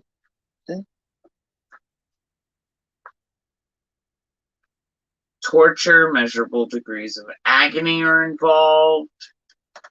Snake in the box experiments, it says. Shame, demonstration of Langley. She finally starts to fight back. She gets suicide orders. Hi, Ellen. They marry her so that she doesn't die. It looks like. More hypnotism. John, Candy, and Arlene. Dentist and doctor. Battles. Somebody again writing her story. Publicity tours. John Candy and Bane being silenced.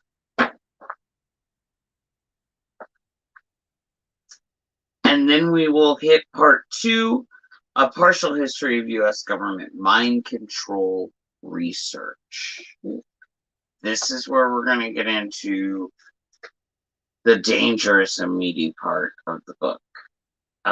This is the stuff that's going to be scary. And in part 1, we're going to cover U.S. research on hypnosis and mind control beginning, secrets agencies, secret research, secret operations, mind control research goals and methods, physical methods of psychiatry, the history of deliberate personality splitting, Operation Often, a case history, information, interviews, and incidents. Psychiatry is no longer a joke.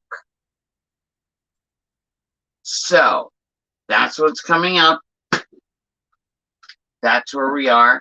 Part 4 next week.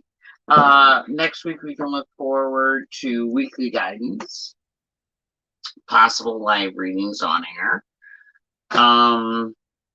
Anybody wanting a private reading, just reach out. My email is red@freedomrevolutionnetwork.com. Readings range anywhere from $15 to $40 typically, and can go up from there. Let's see, anything else well, next week we will have a repeat of probably the new moon news for February, just to remind everybody. Since it's still not the full moon, but the new moon. Oh, the new moon. Because we do, it's moon news totally, because I do full in and noon together. But we'll probably just recap the new moon part for February, and then recap all of March for those that may have missed it. Of course, there will always be Colorado Light with Red and Scrappy and what we're smoking. This wedding cake has been delightful. It has. I mean, no weddings, but the cake is fucking delicious. But now I'm starting to get the munchies. You got dinner, I mean. See. We will have Fukushima, We Have Not Forgotten. Scarlet will hopefully be here. I don't know, but she didn't even make an appearance. I don't know what happened. And we will be doing part 4. We will get into Candy. I don't know if we'll finish Candy, but we're definitely going to get into Candy. And of course, we'll have spiritual moment. I don't know how large or big that message will be, because you can't tell. And that'll be next week's show. So I thank everybody for being here.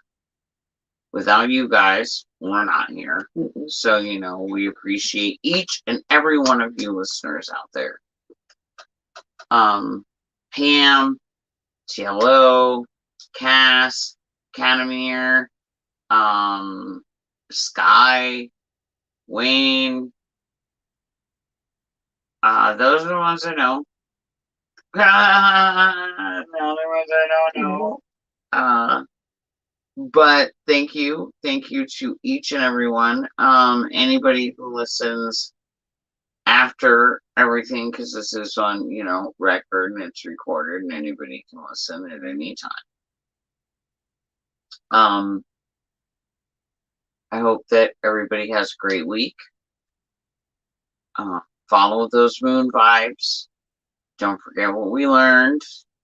Don't forget what we talked about.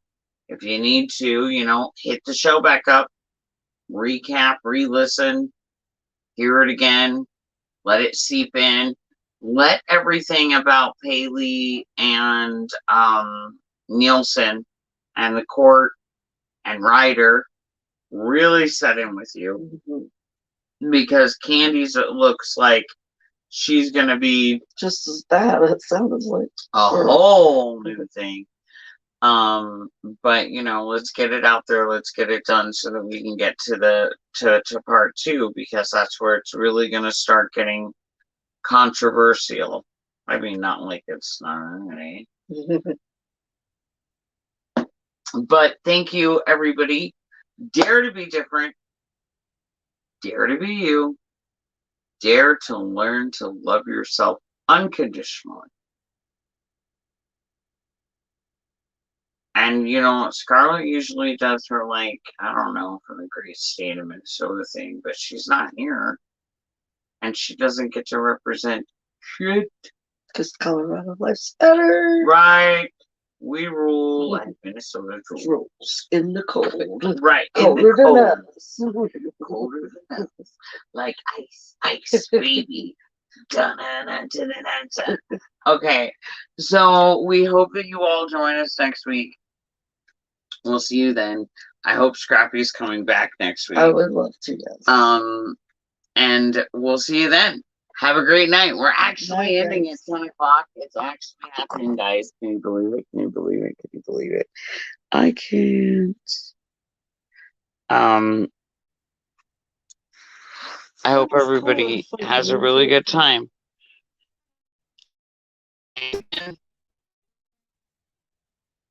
For listening.